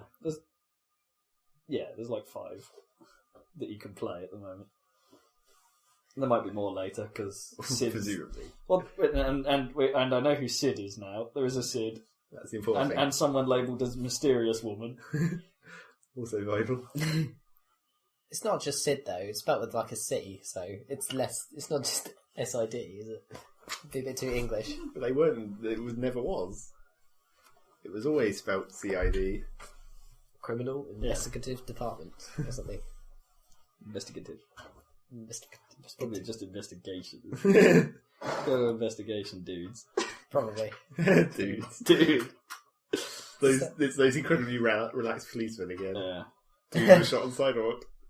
So that's kind of cool, but this section's been going on far too long. Is the only problem, as you saw. It's like pretty much it's already gone on far too long. And there's been plentiful cutscenes to try and spice it up, but it's just not interesting. So as far as I can tell, they're in this kind of very blue forest. Everything about them is blue, but that doesn't seem to affect the lighting of the actual characters because they look perfectly colourful, not bathed in blue light all the time. But I mean, it's very pretty forest or whatever. But it's literally a corridor. It's like. I don't know, a bit walkways. Like... Walkways, like... There's teased branches, isn't there? It's like, well, that looks like... No, it's coal. Like in Lothlorien or in the Ewok Forest, or sort of. Except more technological. More technical, because it's got lifts and stuff. And the trees are, like, made of metal. It's like where they're supposed to be, like, training bioweapons out of... Whatever that means. However, once they become trained, they become shit. Yeah, so the wild ones are much more dangerous than how do all those wild animals survive in this ridiculous metal forest? Is the whole forest where's metal? the food? Yeah, I think it is. Are they from the ground level and just been brought up to these weird platforms? Presumably, they're just, they're animals and they sort of climbed and shit. Or perhaps they accidentally used the militarised ones you get on the platforms. Oh, no, we've got wild ones on the platforms now. Well, maybe they use the lifts. Yeah. No, they just accidentally pushed the button and found themselves up there. But apparently it's not very difficult to push the button. And the foliage, the greenery or whatever is actually crystal blue. That's why it's so blue. But it's a barrier, right? So if you have leaves on the line, you can't. So you have to smash it. Yeah. Sometimes, if it's a cutscene, you can cut straight through. But otherwise, we haven't actually been stopped by giant blue amounts of tree, except for in that cutscene which we chopped up. And also, the characters seem to jump insanely high automatically when you even in the fights, they can like launch a guy into the air and then juggle him, which is way cool. Actually, as a fight mechanic, it's actually kind of neat. It's another planet with weird gravity. The fighting looks really cool. Yeah, it's interesting. It's fresh. I think the music's not too bad either. No, the music's good. You don't hear it most of the time. It's just like foosh, foosh, foosh, foosh. All the fight sounds. Naomi in the background is giving it the thumbs up for music prowess. Really? Prowess. Oh, that's coming good. from a classical background, that's... It's not irritating. It's not okay. That's I'm not entirely sure I agree with that. Well, it's less irritating than. You don't hear that in every single battle, though. No. It's considerably less shit than Skies of Arcadia's music. Having said that, I think from what I saw, I think I'd rather watch that play Skies of Arcadia than you play Final Fantasy 13. That's just me. There's not been. The problem is that so far Final Fantasy doesn't give you many options. You have to play it by the numbers at the moment. It's like that other bit I watch you play, where it's like you're going down the corridor. This other part of the game, it's just another corridor, and you come to like this mech thing, and you're like, yeah, let's try the mech, and then you just like walk down one corridor, and you're like, well, we're done with the mech. We've broken this now. It's like, okay, that was an entirely pointless mechanic to introduce. Yeah. Not even much of a mechanic. It's just like you walk up to people. Yeah, it was entirely pointless. But presumably that will come up again, though. Maybe the things you can ride later on, and slightly less like bowling with walking machines. Then you'd expect it to be like a tutorial at the time, rather than a tutorial like several hours ahead of time, just in case you need to know. Although, on the other hand, it's probably a better sort of less obvious retarded RPG thing to have a tutorial that's not immediately before the thing. I think the sort of like comments that it will come into its own about the halfway point will probably be true, because I think by that point all the characters will come together again. Right. at the moment, you've never had control of your battle team at this stage. You're always given what characters you're allowed to use in the fight. And, How many can you actually use at a time? And they've now split up into groups of 2, apart from Snow, who's on his own getting captured like a tit. And how many can you actually use at a time in the fight? 3, I believe. I personally agree with Yahtzee though on that point. When people say that to him, he says, no game should ever make you play for 20 hours before it gets good. It's still alright. I still think it's good. Yeah. You know, it's not, but it'll be even better once I get to that Okay, point. fair enough then. It's like a lot of games, they reveal, as they reveal their mechanics, you get more into it and it becomes more fun. Like, I was watching the review for De Blob 2 the other day. What's that then? A sort of a painting platformer. You control a blob who can paint the town in whatever colour he happens to be. I see. And it's like there are certain missions about painting it and stuff, and as you paint it plays different musical instruments depending on what colour you are, and it's actually kind of cool, and there's some irreverent anti-establishment humour that you can but done in slapstick, which is seems quite entertaining. Okay. Generally, it's getting a good write-up, which is nice, because the first one I was kind of interested in, but it was a Wii game, so therefore couldn't be asked. Yeah. Probably has to plug my Wii into my TV. But they said the same thing, is that the first half of the game could get tiresome until about halfway through, and then it suddenly becomes a few extra mechanics get released, and the game suddenly's fun factor gets rejuvenated. So this is a Wii game? Yeah, no, this is a PS3 game. Oh. They've HDified the sequel.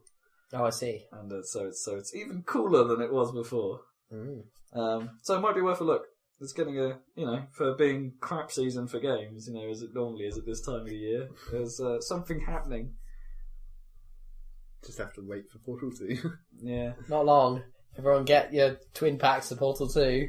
Save 20%. Is that right? And then actually get, I'm still slightly sort of apprehensive about it, where it's like... Why? I'm still not entirely convinced they could keep the momentum going for a full game. I think they can. I think it worked for the small game, because... Yeah. But I think they know that. That's the thing. They know why the first one worked, and so I think they're clever enough to know. Well, I think the what to first do one worked because of its size, and now it's no longer that size. Yeah, but they might know not that. keep you hooked. So I think I don't know. I think they'll work around. So in which case we'll be paying full price for a short title, which is the other worry. Well, it might be too relatively short, because I don't think it'll be short overall. But the co-op is almost as long as the single player, as far as I can make out. So there'll be like 2 campaigns almost. So what I'm worried about is the idea of co-op, where it's a puzzle game in co-op, and that means you really have to commit with you and someone else to only play with each other. Because if you're playing the puzzles you've already done again, you already know the solution, and if someone is playing with you and they know the solution, it's not fun either way. That's true. So you have to say to someone else, we're only going to play it with each other. That's actually quite a legitimate concern. I hadn't thought of that. I don't know. Because that could be a shitter. Yeah, especially if it's because obviously not everyone can make time, or not at the same time. You might, and you want to play it because you're like, this must be awesome. It's Portal. Well, that leaves me in quite a predicament, because if you two get it and then you two start playing with each other, and I get it with Jay, but Jay is quite He rushes. Yeah, he's a rush player, and he's also a little bit he's a little bit like you, and that he's not around very much. Or, it seems to not turn up, or he only turns up for short periods. And then because of his home life. He stuffs everything he possibly can into those times, which is why he rushes. Which leaves me the problem that if I'm committed to playing with him, at least, I'm a little bit, I'll have to play to his schedule, which is... Yeah. Which will make it shit. Well, you can just play the single player if he's not there. But half the game is that's the problem. I'd then be playing full price for a game I'd probably only play half of. And feel good about half of the game. Yeah, I'm just saying that if you made a time to do it and he wasn't available, then you could just play the single player for that time. Like the next time he might be available. The only other option is to get someone even if they've already done it, just have someone be play deliberately as basically an AI robot where you tell them what to do. Yeah. You should literally play it with Naomi. Because she could play it. Nor does she have a PC fast enough to run it. Really? I don't know. You could probably make it run on. It'll work on the Mac, won't it? It's a relatively old Mac, isn't it? With no power, so... Never know. Like 2. 2 years. Yeah, but it's not a Pro or anything. It's certainly I wouldn't expect a MacBook to run it that well. Portal ran pretty well on my dad's Mac, but TF2 really didn't, so that doesn't tell you much. But it was a top spec iMac, wasn't it? Well, That's true. Anyway. That's pretty much brand new top spec iMac, so I wouldn't expect that to be too bad. This laptop might just be able to handle it, is the thing. On shittier settings. Yeah. So you can play it on the laptops because you need your high settings. I need my speed. I think the co-op might still be fun even if you do know the solution, because it'll be more coordination involved than just playing the single player. Even that is quite challenging towards the end, even when you know what you're doing. To do the double portal flip, where you fire it ahead of you and then go through it. Sometimes you have to do that twice. But with 2 people doing the timing, it might get quite intense even when you know the solution. Possibly. Don't know. Yes. And I can't see I get what you're saying. The co-op solutions must be fucking mind-bending. Yeah, exactly. I can't see any real reason to play it with random people. No, you wouldn't do that. That would be dumb. I mean, you could do that with Left 4 Dead, couldn't Yeah, you? you can. With some reliability, but... That's fine. But even in our experience, that doesn't seem to be that great, to be honest, because people are idiots. For some reason. I don't mean people in general, because if you go on the Hampshire Heavies, all the people on there are fairly know what they're doing. They're pretty good guys, they're fairly talkative, they're ridiculously good, which is frustrating for me. They're freaking awesome. Well, you're only going to get better if you play against them. No. It doesn't work like that. They seem to be getting faster, better, faster, stronger, harder, better, technologic compared to me. It's not even the same there song, was is that it? one No, time. it's just the same artist. Yeah. There was that one time in Left 4 Dead 2 where I joined a random server and I was the 4th player. It was like 3 guys who were obviously in a group, and then I joined as the 4th. But you were actually good. Well, they were basically doing a speed run, and I just I followed along, and it actually worked, which was really bizarre because it's like we just literally just ran through the level non-stop. It was like, wow, this is awesome. How is this working? Kind of against what you should do, isn't it? Well, doesn't Left 4 Dead 2 have like area denial and stuff to stop you from doing that? in places. Yeah, sort of. But yeah, we just like totally owned an entire story in like 30 minutes. You think they could sort of make the director a little clever in that scenario where it goes, right, they're running it, what are we going to do now? Right, I'm going to constrict the environment because Left 4 Dead 2's director could do that in places. Not that I really noticed it, to be honest. Yeah, they always said there was like branching, changing routes on occasion. The only one I remember is the... Excuse me. In the... It's not the last level. The one where you're in the actual town and you're going to the bridge. Yeah. You're in New Orleans, literally, aren't you? The supposed New Orleans. At the start of that level, just after where you go past the cafe with the jukebox, the 2 routes into the back alleys. Yeah. That's the one place that I remember where it did change. I blocked it off one time. I know of that one. But you'd think, it would be able to sort of block off, like if it notices you're doing a speed run, to then start restricting the branches. But you go the longer route. And then the other one, put specials right in them. I guess the other one that I do remember changing is the graveyard. Graveyard. I suppose that's quite an easy one to change because it's just a lot of squares. Yeah. That was pretty weird. Yeah, they could have... We sort of said this about the first one. The director could have been a little... Because the second one doesn't actually feel like it's directing that much, does it? It's just like, in the first one, you'd sort of go, well, you stood around for a while. It's less noticeable. Horde time! Whereas the second game is pretty much... Horde time all the time. Yeah, it's been 2 seconds. You deserve another horde. Yeah, it doesn't build tension in the same way in the second one. No, it's just like, here you go, have some zombies. Oh, there aren't many zombies about, have some zombies.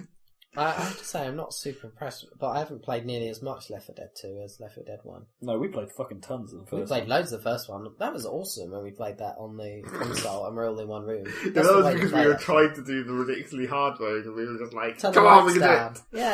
Yeah, team play. Oh my god, extreme mode or whatever it's called. Yeah. Can't be that many people that have actually managed to play that game the way it's meant to be played, with 4 people in one room. Well, apart from anyone with Xbox. Yeah, but you need 2 Xboxes, ideally. Ideally, At least. You can't play... Can you play it four-way split? Yeah, you could do four machines on... Oh no, not 4-way split on the same On one machine, you can't do that. You couldn't do that. So you needed at least 2 Xboxes in the same room and 2 TVs. I wouldn't have said that's that rare. People who have Xboxes have friends who have Or Xboxes. people who just have a dual screen PC could have done it. That's how we did it. Yeah. But you have to have the VGA cable. I don't know how many people do it that way. I mean, we could do it here, couldn't we, theoretically? Could we? Well, yeah, run one on the telly, run one on there, and then... You need another Xbox, though. I'd have to bring... I can steal kippers. Yeah, that's true. Anyway, but the point is that a lot of You need 2 copies households of would the game. probably have the possibility to do it Yeah. these days. But you'd still need 2 machines and the hassle of dragging it about. Then again, that's weird. It doesn't sound like too much of a hassle for me, coming from the days where we used to get 9 Xboxes into my house. You used to do it all the time, yeah. and 9 televisions and set up a ridiculous epic Halo LAN. That's because you were like students. That's a different thing. I fucking miss those. They were You all awesome. had your own Xbox, so Halo 2 parties. They were amazing. yeah. I God remember love that game. Well, I don't know if God actually loves Halo 2. God love that game. It's got quite a bit of violence, but you know. So yes, that's our Valve talk over with. Yeah. I think. Get that done. Get the Valve fan service out of the way. Well, or criticisms. Or theoretical criticisms. Nah, Port 2 is going to be pretty. What is the opposite of fan service? Is it like if you had to like? That's when a girl is like wearing a very thick coat. That's a specific kind of fan service, right? I suppose that's the kind they mostly mean when they talk fan service. It's like flesh, isn't it? Yeah. On display for no reason. That's fan service. Or isn't it just playing up to what the fans want from the series? Yeah, but they That's mean what it that means. specifically. Yeah, that's the original. So what does this need? Boobs. Always. And bees. It's like And unnecessary. bees. Bees with boobs. Oh no, this is going wrong. It's like unnecessary flesh on display from like a character that people fancy in general, isn't it? Like putting someone Doesn't in a have to really be a cold, girl. Normally, like putting someone in a really cold environment, not wearing very much. Stuff like that. Yeah, it's totally contrived and it's pointless. Or like, But yeah. normally, the only reason that people were attracted to them in the first place is because they made them wear not very much in the first place. That's true. So to do fan service, you have to do something even more extreme. What are we going to do? Tear a bit off. Yeah, they go to. Speaking of which, you know, there was a sort of preview video of Guild Wars 2 or whatever. Woo. I actually don't know anything about the game, which is kind of worrying because I really should, because I might want to play it. But it's like one of the races is like a shapeshifter or something. I don't know, werewolves, something like that. And they live in like the northern parts where it's all snowy or whatever. Northern parts of the Guild Wars world. Or in the hills, where it's all, well, you know, winter and snow and stuff, so it's cold. And naturally, you have the women wearing, it's like fur-lined armour, but it's still ridiculously open around the chest. So it's like, it's got this huge opening on the front, but then fur sticking out of it. Couldn't they make like some sort of transparent material so you could still see the boobage, but with some heat protection? But then, of course, everyone was like, they're werewolves, they don't need to worry about being cold, because most of the time they're a wolf. And they have fur. How convenient. And probably they need to take their clothes off really fast. You know their audience are mostly sexually repressed. Well, the guys are super bare-chested as well. And Conan! Huge. Yeah, they are quite Conan. Yeah, but that's like, muscly guys seems to attract guys as well. Like in Gears of War, they're all big and beefy and muscly. Yeah, that's that's a not for different kind of girls, is That's it? freaking ridiculous though, isn't it? In Gears of War, that's like macho muscly rather than... I guess in like World of Steroid. Warcraft, they are for girls, aren't I they? wouldn't really call Sort it of. macho muscle, it's steroid muscle. Yeah, I guess. It's Army muscle. Pump your arms full of saline Well, muscle. Cole's arms are like thicker than tree trunks, basically, aren't they? But he is at home on the rails. That's true, he is. But no, that's relevant. But... I have to get one of those in there. My home on the rails. So yeah, Guild Wars 2. I should probably be more excited about that if I read So when's anything that or coming seen out? anything. I don't know. As you can see, I'm waiting for probably this year. It's been a while I think it is now, this isn't year. it? Yeah, I think it's this year. Late this year. Next year. Sometime. So you got any more comments on Final Fantasy? Oh, let's go back a bit. This is your segment, right? No, not you. Did you think we were including you in this conversation? What are you talking about? This is a free-man show. Oh, this is great. This is like, you can't cook. This is your typical just wail on Naomi for no reason.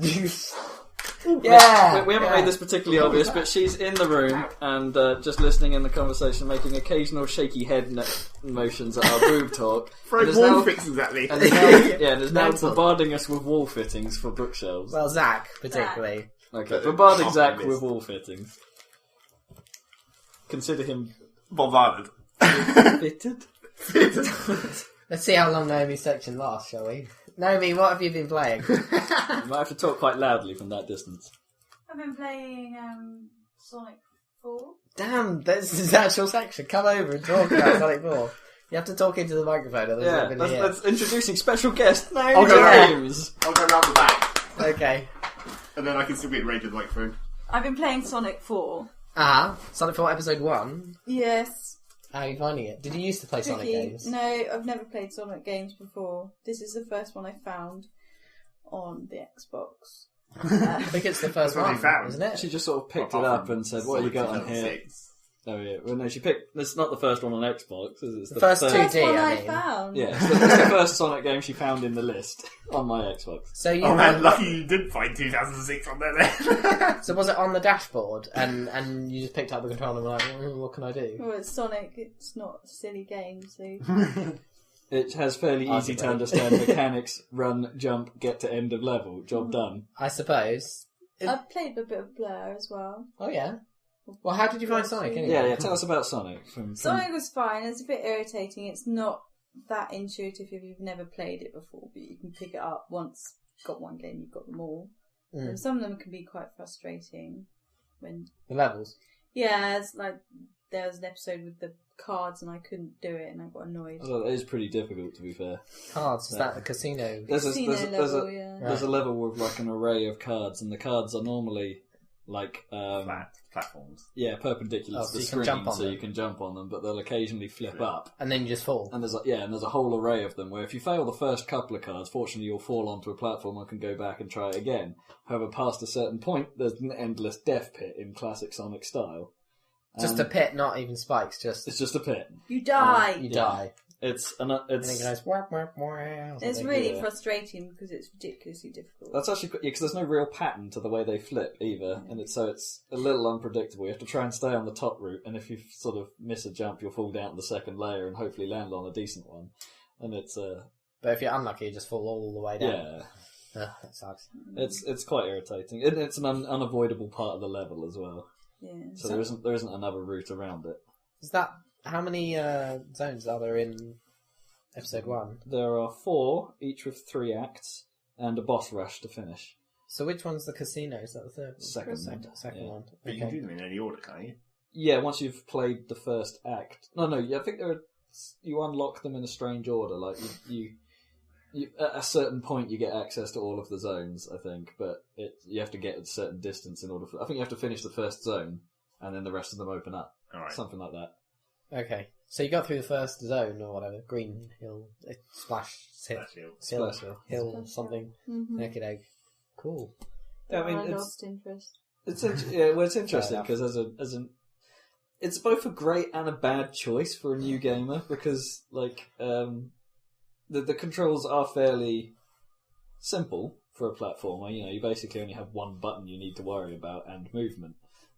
However, for Naomi's case, the urge to push that button a lot. What, jump? Because it's the jump and also the homing attack. Oh, right. Or when you haven't got anything to home onto, just sends you forwards. Oh, right. Stopping your upwards motion. So often she's making jumps and then sort of getting a bit too enthusiastic and then homing into nothingness. Yeah, it's like you're making a jump and you're on the arc, and then just as you're coming down onto the platform, you get that impossible temptation to push A again, and then you go whoop off the side of the platform. or sometimes where there's a spring and the home locks onto the spring, which is great. But then as soon as you bounce off the spring, you push A again, sending it home back into the spring. So if you want to, you could just keep mashing A for ages and go dun-dun-dun-dun-dun. I just think that for 2D platformers, just ever since they came out, I think that Mario is just inherently easier to control than Sonic. Like once That's kind of the point, though. Yeah, that is kind of the point. I'm not arguing that, but for like if you're just starting playing, then Mario, you're like, ooh, jump. Whereas Sonic, you're like, ah! I'm running hella fast now. Yeah, I'm incredibly fast. Oh no, I fell into a spike pit. Yeah. Whereas Mario, you're a bit more considered. Yeah. The problem I have with The point I was going to make about it being both good and bad for noobs is that the first zone is quite friendly. The second zone, as I say, has a sudden ramp where all of a sudden you get these card sections, and it's like, oh, okay, I wasn't expecting it to get quite that hard, quite that fast. The cannon level's really irritating as well. It's not so bad. It's just, again, you suffer from the overmash of A during that. So while you're supposed to be flying up, you mash A and then stop your motion, and it's not so bad. But yeah, it can be irritating. There's some bits where finding out the route, trial and error. Yeah, it's a bit trial and error, and then. The result of messing up makes you fall all the way down. Cool. So you played Blur? Bit of Blur? Yeah, that's it. That's the racing game, isn't it? Yeah. Yeah. Quite like that. It's quite easy to do that, really. I'm better at playing that than any other racing game. Do you ever play Mario Kart? Yeah, I'm rubbish at Mario Kart. I just stick to the side. So you find it easier to play Blur than Mario Kart? That's interesting. Yeah. She has snake problems. What? In that she over-adjusts all the time. So she drifts to the right, over-adjusts to the left, then over-adjusts to the right, finding that happy medium where you can just go straight. So if only you could learn how to hop and slide in Mario Kart, you'd be awesome because you'd snake all the time. Track, snaking is actually the way to win in Mario Kart, ironically. Although I was never any good at it. No, I'm not very good at it either. Yeah. Because you go even on straightest, you go faster if you snake, don't you? Yeah. On the classic ones, Mario 64. Sorry, Mario Kart 64. Yeah. I like that one. That visually is more exciting. Blur is. Yeah. Yeah, it's got a lot going on, isn't it? Like lots of flashy. Yeah, it's not as irritating as others. It does. Jangly keys. What do you find more irritating? Like the other games that Rob plays, like Dirt 2 and stuff, racing games. Dirt 2 and the one that you've been playing recently on PC. Flat Out. Flat Out. That just looks really repetitive and it's got irritating music. Well, I turn the music off on Flat Out because it is quite irritating. Yeah, it's just got Bing Now. I can tell you the game that I hate the most at the moment. Oh yeah. Monday Night Combat. Really? That is the most annoying thing to listen to. The sound is quite obnoxious, yes. Isn't it? It's quite. What is it? The music or the characters? It's the talking over, and it's the really loud banging noise, and the pointless commentary, and it's just so loud. I can't stay in the room when it's on. It's just no, she awful. can't stand it. Yeah, and you just hear right upstairs. Hiya! Shut up. So do you find like the TF2 stuff much more subtle and less annoying? No, I'm often out of the house when he plays it. Yeah. Well, is that just especially if I'm playing as heavy, because that noise just gets irritating very quickly if you've got your machine gun constantly spun up, yeah. Yeah, it's not as bad as it used to be. You've turned the volume down. So. Oh, have I? Oh, I did that subconsciously. Really? Yeah. You should be using headphones anyway, since you're on a voice channel. Yeah, I like having my voice in a separate channel. Yeah, I do that too. It's easier to hear if you're on a separate channel of the game. It's like when you're playing Xbox Live and you're wearing a headset, all the sound comes out of the console and the voice is disconnected and in your head, meaning you can hear it. You're mental. I can hear the voices again. The leprechaun's telling me to burn stuff. What else? House down. Burn them all. Sorry? Just trying to think of anything else. Anything else you've been playing? No. That was quite a good section. We've tried a few things over the time, haven't we? You've played a bit of Super Stardust. Have I? Yeah, the Asteroids game on PlayStation. Oh yeah, I like that. Yeah, because you just drove around in circles and you can instantly see what you're doing. And it sometimes annoys me when you think, oh, I'm pointing that way, now I've got to attack. But if you know you're constantly attacking, you can just sort of concentrate on where you're going. Big whip gun. Yeah, you can get the whip gun out because it's pretty much yeah. And that's visually exciting because it's very pretty to look at. It is very pretty, and it's also my personal favourite thing to play in 3D as well. It's the best 3D effect I've seen in a game. Yeah, because it doesn't need it is the important thing. Yeah. The game doesn't need it, but it's just pretty. Just use it as an effect. That's great. I like that idea. Yeah. You're not attracted by like Heavy Rain and stuff like that? I watched through most of Heavy Rain. Yeah. And we've talked about going through it again. It might be one of those things that'll be worth you having a go when we get the Move, because you'll be more familiar with the Move controller than you would be an actual controller. Yeah, and by that, suppose. if we leave it a while, you sort of forget what's going on, so it'd be a bit more interesting to do after a while when you sort of forget parts of the storyline. Yeah. About the characters. Oh yeah, you know what's going on. Oh, yeah, but you never saw the ending, so you've No. still got the drill. You know what the you don't know what the big twist is, which was apparently really badly done. It wasn't great. Yeah, It was alright. I didn't mind it at the time. You're like, but when you what? think about it, it's just kind of, okay, there weren't actually any clues as to that was going to happen. yeah. And then it it just sort It's of not in your, as we discussed. Yeah. Like, not in your version. Not in of my it. playthrough. I actually went back and watched a review of Heavy Rain the other day just to sort of actually see what people thought of it, because obviously I came quite late to the Heavy Rain party. And, yeah, even the review showed scenes that I hadn't played. And Yeah. It's just like, ooh, that's interesting. I wonder what happens there. How do I get there? You might find If I one play next it time. through again, will I do things differently? I mean, I've kind of forgotten some of the choices I made. It's like, do I have to force myself to play in a different way? You know, because it's one of those moral choice games, and it's like, well, I don't really want to do that because that's kind of a bastard move. It's like, I could just be the main guy and not do any of the trials and let my son get killed. Let's see what happens.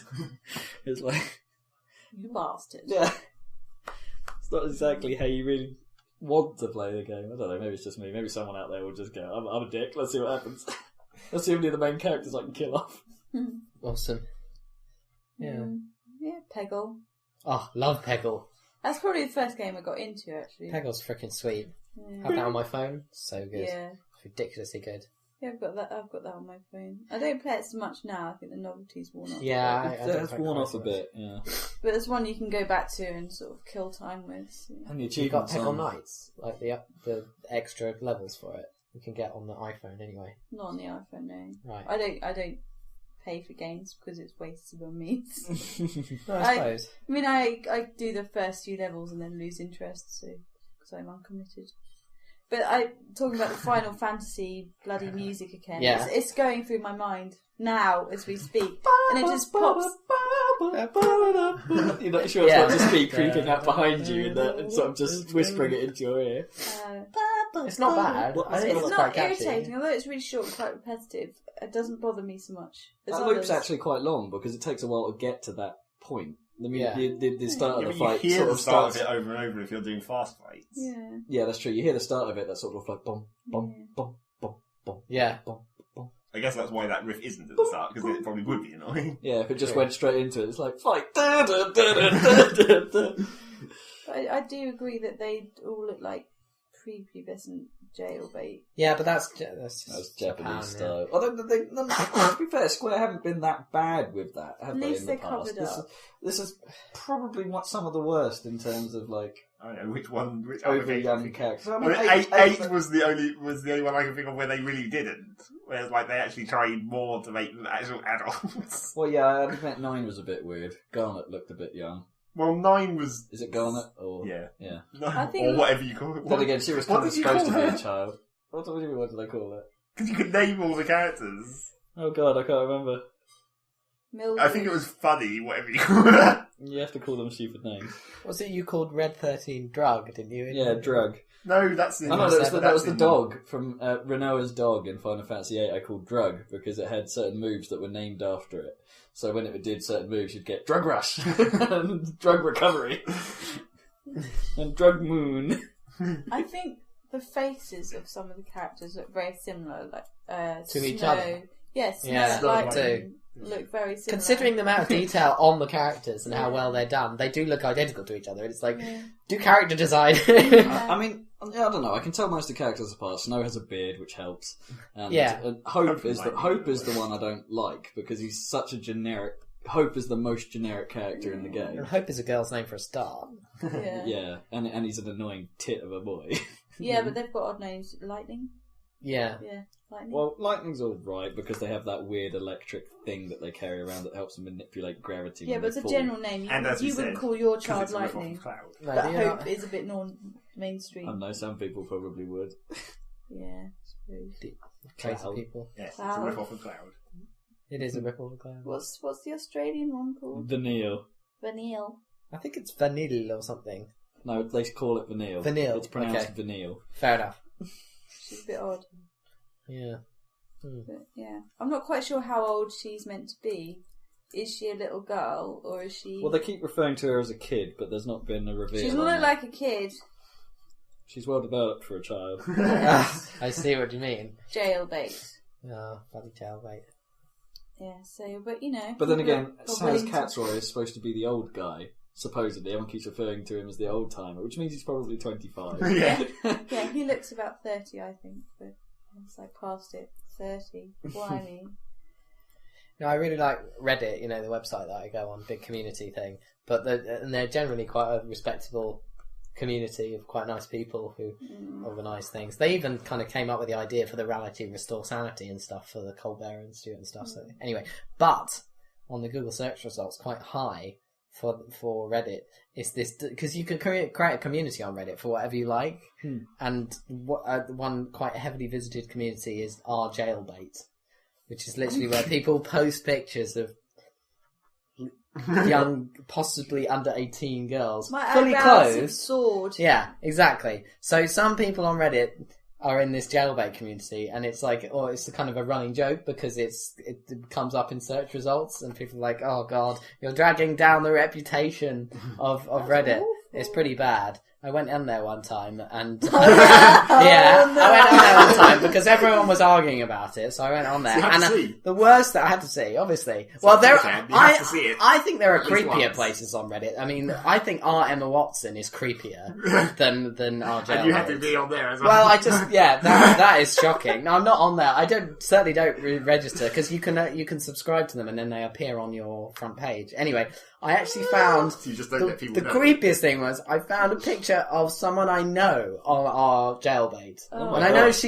she's not a child. She's the same age as me or whatever, or slightly younger, but But looks young. looks young, yeah. And I literally found someone I knew, and like in the comments, there was someone like confessing to like stalking her, like literally, like she's from the UK, and I knew her from the And next then- town and then over. I was you like, realised you shit, did sleep diving. that wasn't me. Shut the fuck up. The problem is that she's really horrible. She's like a massive bitch. So, Right. Is she the one you showed a picture of? yeah. Oh. I shouldn't say anyway, she's friends with Ho. She's friends with Ho now, you see. Anyway, I don't care because I said to her boyfriend, like, this is no good. You ought to warn her about this at a party. She wasn't there. And then I got this nasty email from her, Facebook message from her. I didn't even bother to read it. She was like, I could do it. Because the problem is, this photo came from, she's so vain that she took a picture of herself every day for a year and put them all up on the internet. It's like Project 365. I should take a photo of my face every day. That's not It's really sort of vanity. That's interesting one in of its those own cool weird things, way. I guess. Time lapse, all that kind of stuff. Yeah, if you could do one of those many faces of GIFs. Yeah. Well, she did that. She did a video with the time lapse, which is kind of cool to admit because she managed to get her face in the same place. So it just that Paris Hilton Aging. Yeah. or Lindsay Lohan. What's the music for that on? Eric Pryders or whatever. That's some. Colour me! Yeah, that's it. That one. Colour me! Yeah, she had that whole thing going on, except probably with some more cultured music. I would say. Anyway, yeah. Lean on me! Jailbait. Man. Jailbait is bad. Bad times. Don't go on there. The walking Yeah. away theme from Yeah. Hulk. Learn from Dan. Don't follow the jailbait photos. No, don't go on that subreddit. Or you might see someone you know, yeah. The rest of Reddit is Good cool. lesson. Yeah. Unless she put it up there. No. If she's that vain. No, it was put up by the guy that started the community. That was the weird thing. There's this guy, Violenta Cruz, or whatever his name is. Well, He's maybe- kind of a maybe- legend for being this Well, creepy guy. Or on maybe Reddit. that was the thing. Maybe he was leading up to this moment. It's like, right, if I post famous jailbait for a while, I can get away and then reveal my stock, and no one will know. Well, he wasn't the one commenting that he was a stalker. I think he's American, that No. guy. But he obviously found the picture, so he must be a certain level of stalkerage. Slightly less dramatic. Yeah. This way round. Anyway. Still quite dramatic. Enough of that. That's not competing against Raged at all, but yes. Face stalking. Bye. Thanks for Right, that. sit down again. And not ruin the couch by sitting on the back of it. So that was Entertaining. Entertaining story there. random and sudden Cyber success. stalkerage. So yes. Oh, I should probably talk about what I've been playing. Yeah. Since we've only got less than a quarter of the Unless you've got, podcast left. unless You you've got got about 20 anything else. minutes. You got anything else, man? No. Okay, so we're done 3 people so far. Let's do it. Well, no, it hasn't been long. Hasn't been long since the last one. So, yeah, I finished Red Dead Redemption Undead Nightmare.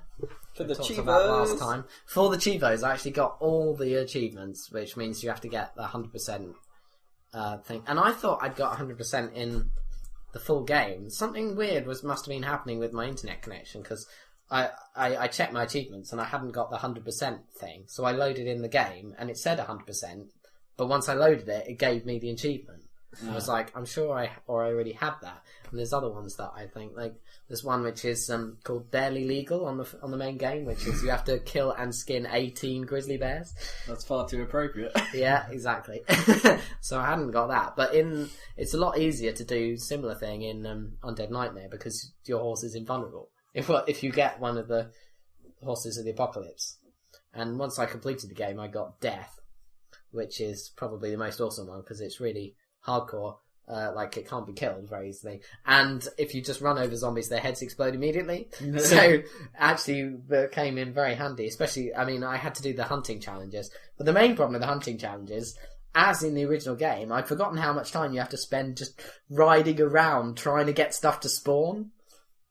That's quite rare. I mean, there isn't much of that in the main game, but if you want to do these hunting challenges, which are in there, then you do have to ride around for quite a long time trying to get them to spawn. There are certain places where certain animals will appear, and That sounds awfully similar to what happened in Brutal Legend during the hunting challenges. So you really?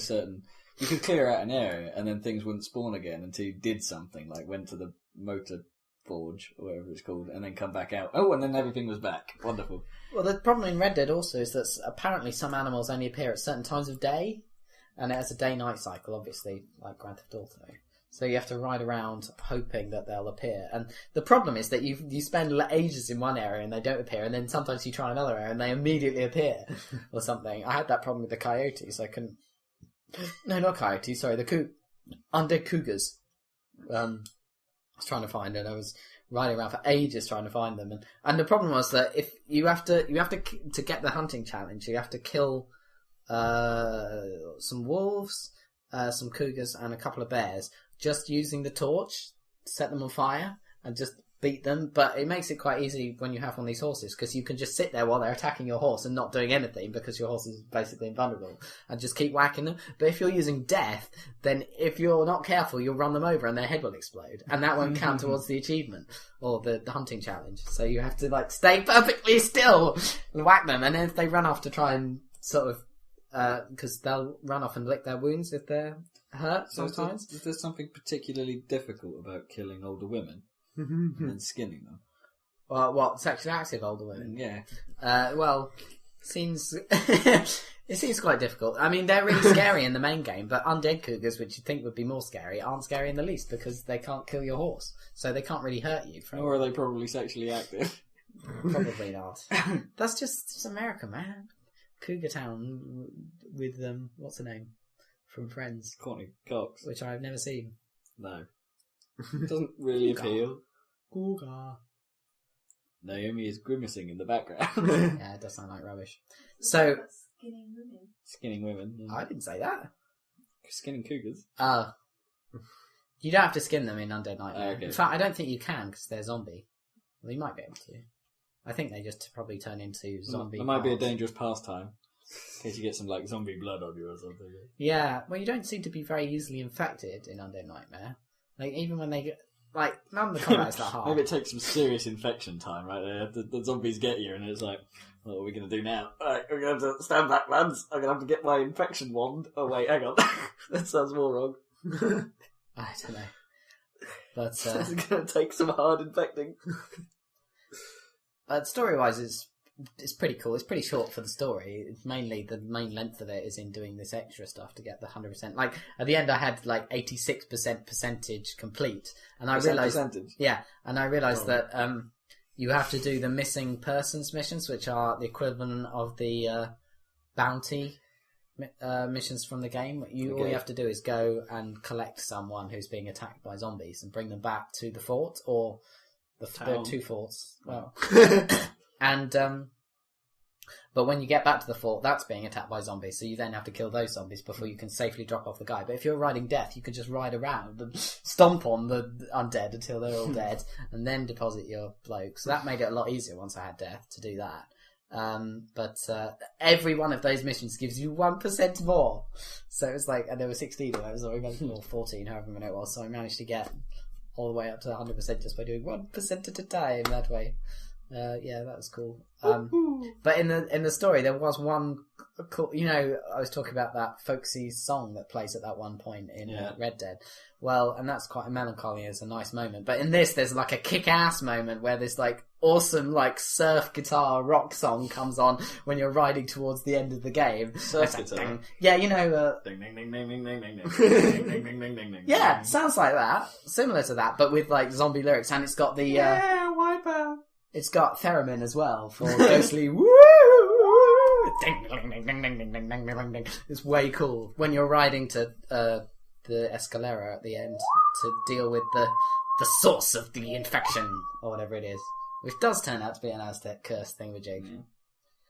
Yeah, obviously. Not that that's a big spoiler because that's what they're saying, but and it has a nice sort of twist end game in the same way that the original game, which you could probably work out if you just think about it for about 2 seconds. You can work out what happens at the end. Everybody dies. Yeah. Anyway, so that's cool. What else can I think to say about it? All the zombies mysteriously explode in an enormous explosion, killing everyone. Chain zombo explosion. Zombo. Zombsplosion. 64-hit zombo. Well, they have those zombonis, don't they, in Plants vs Zombies? The things that polish the ice for ice hockey games. Yes, except it's a zombie one. So and the zombie bobsled team that follows. Yeah. On the ice. Man, that game's awesome. Yeah. I'm on the roof now on that. I haven't played it much because I'm trying not to play it because it's like that's the game I play when I'm flying. Yeah, the roof is the last bit. Yeah. Couple of sections on the roof, and then there's like a boss, which is fairly cool. Zomboss. Well, it's like I seem to remember it's like a little zombie controlling a large zombie. Okay. With like all controllers. They're quite smart zombies. Well, that one is. I think it's got a big brain and everything.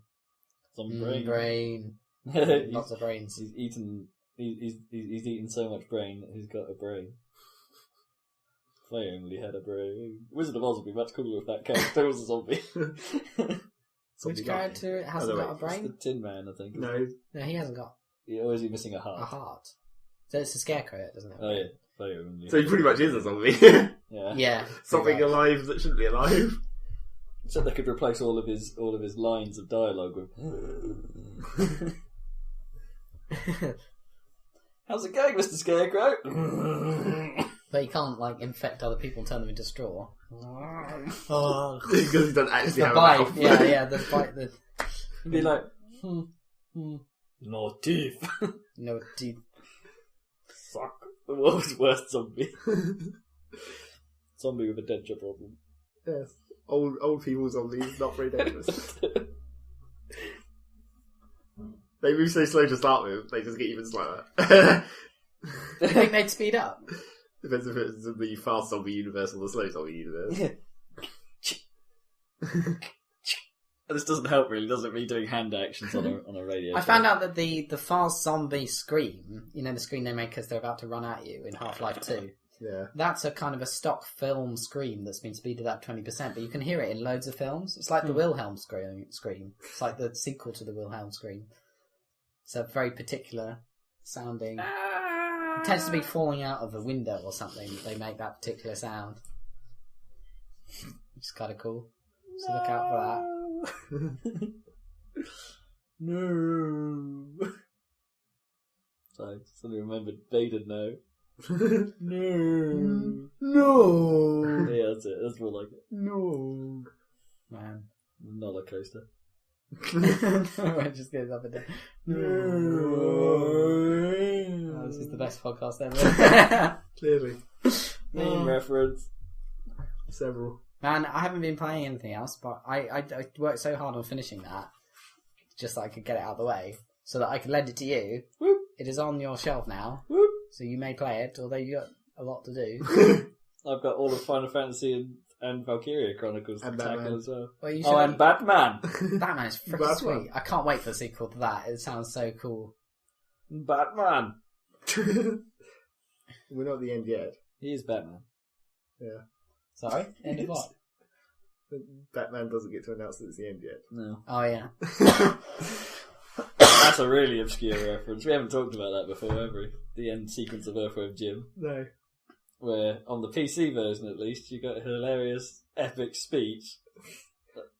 I'm not sure how that actually appeared, because I never finished it. No, I never finished it either. So I guess we don't know how that appears in the game, whether it's just over the credits or... We've just What found it as a happened? CD You just track. put it into a CD player, Yeah. and it just happened to be on there at the For end. some reason, all the data tracks as well have sound on them. There's only one data track on a CD. No, but I meant all the other tracks that aren't. Audio. Yeah. Technically. Because I don't know why there's other tracks that aren't audio tracks. Because there's the music, of course, and the special tracks, but there's also a whole bunch of tracks that don't have anything on them apart from a filler sound effect for some reason. Maybe they were trying to hide the secret ending. Because if you go from the start, you just get a whole bunch of filler tracks. It's like, oh, there's nothing here. So if you're not persistent enough to just cheaply skip to the end and discover that, oh shit, there is actually stuff here. Get to the end. Tell you one game we have all played. You don't know Jack? Yeah, we recently got that back up. The original UK edition. How did you manage to make that work? I've forgotten how posh, like, the UK Yeah, I'd forgotten just how posh that guy's He voice sounds was. so RP, like completely different from Cookie. Yeah. Is he called Jack? Yeah. He doesn't announce him as he plays the character Jack Cake. Right, that's Yeah. it, Jack Cake. But was there an American Jack He's Cake? like, get this right and you'll get 2,000 crisp green sheets. Yeah, that's a bit odd though, because it's American money that's all green. The only time where he gets out of his posh voice is when he goes into Crazy Cockney Man or something. Yeah, alright, yeah, how's it going, man? He's a bit of a nutter. A nutter! But that might not even be meant to be to him, of course. And it totally has UK specific questions like Richard Whiteley and, Oh, and Archer. What's his face? yeah, Jeffrey Archer. Yeah. Although they're all really old references now. But still. Oh, Richard Whiteley we could still get. Yeah. Boardman never goes out of fashion. That's true. Apart from, when she left. Yeah, but she's some She's stuff. still Countdown Lady. Forever. In our hearts.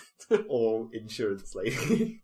Yeah. Or is it loans? It's Low more, fat it's butter. more mortgage Something. or something. It's like consolidate all your loans into one monthly payment with like plus or something. Yeah.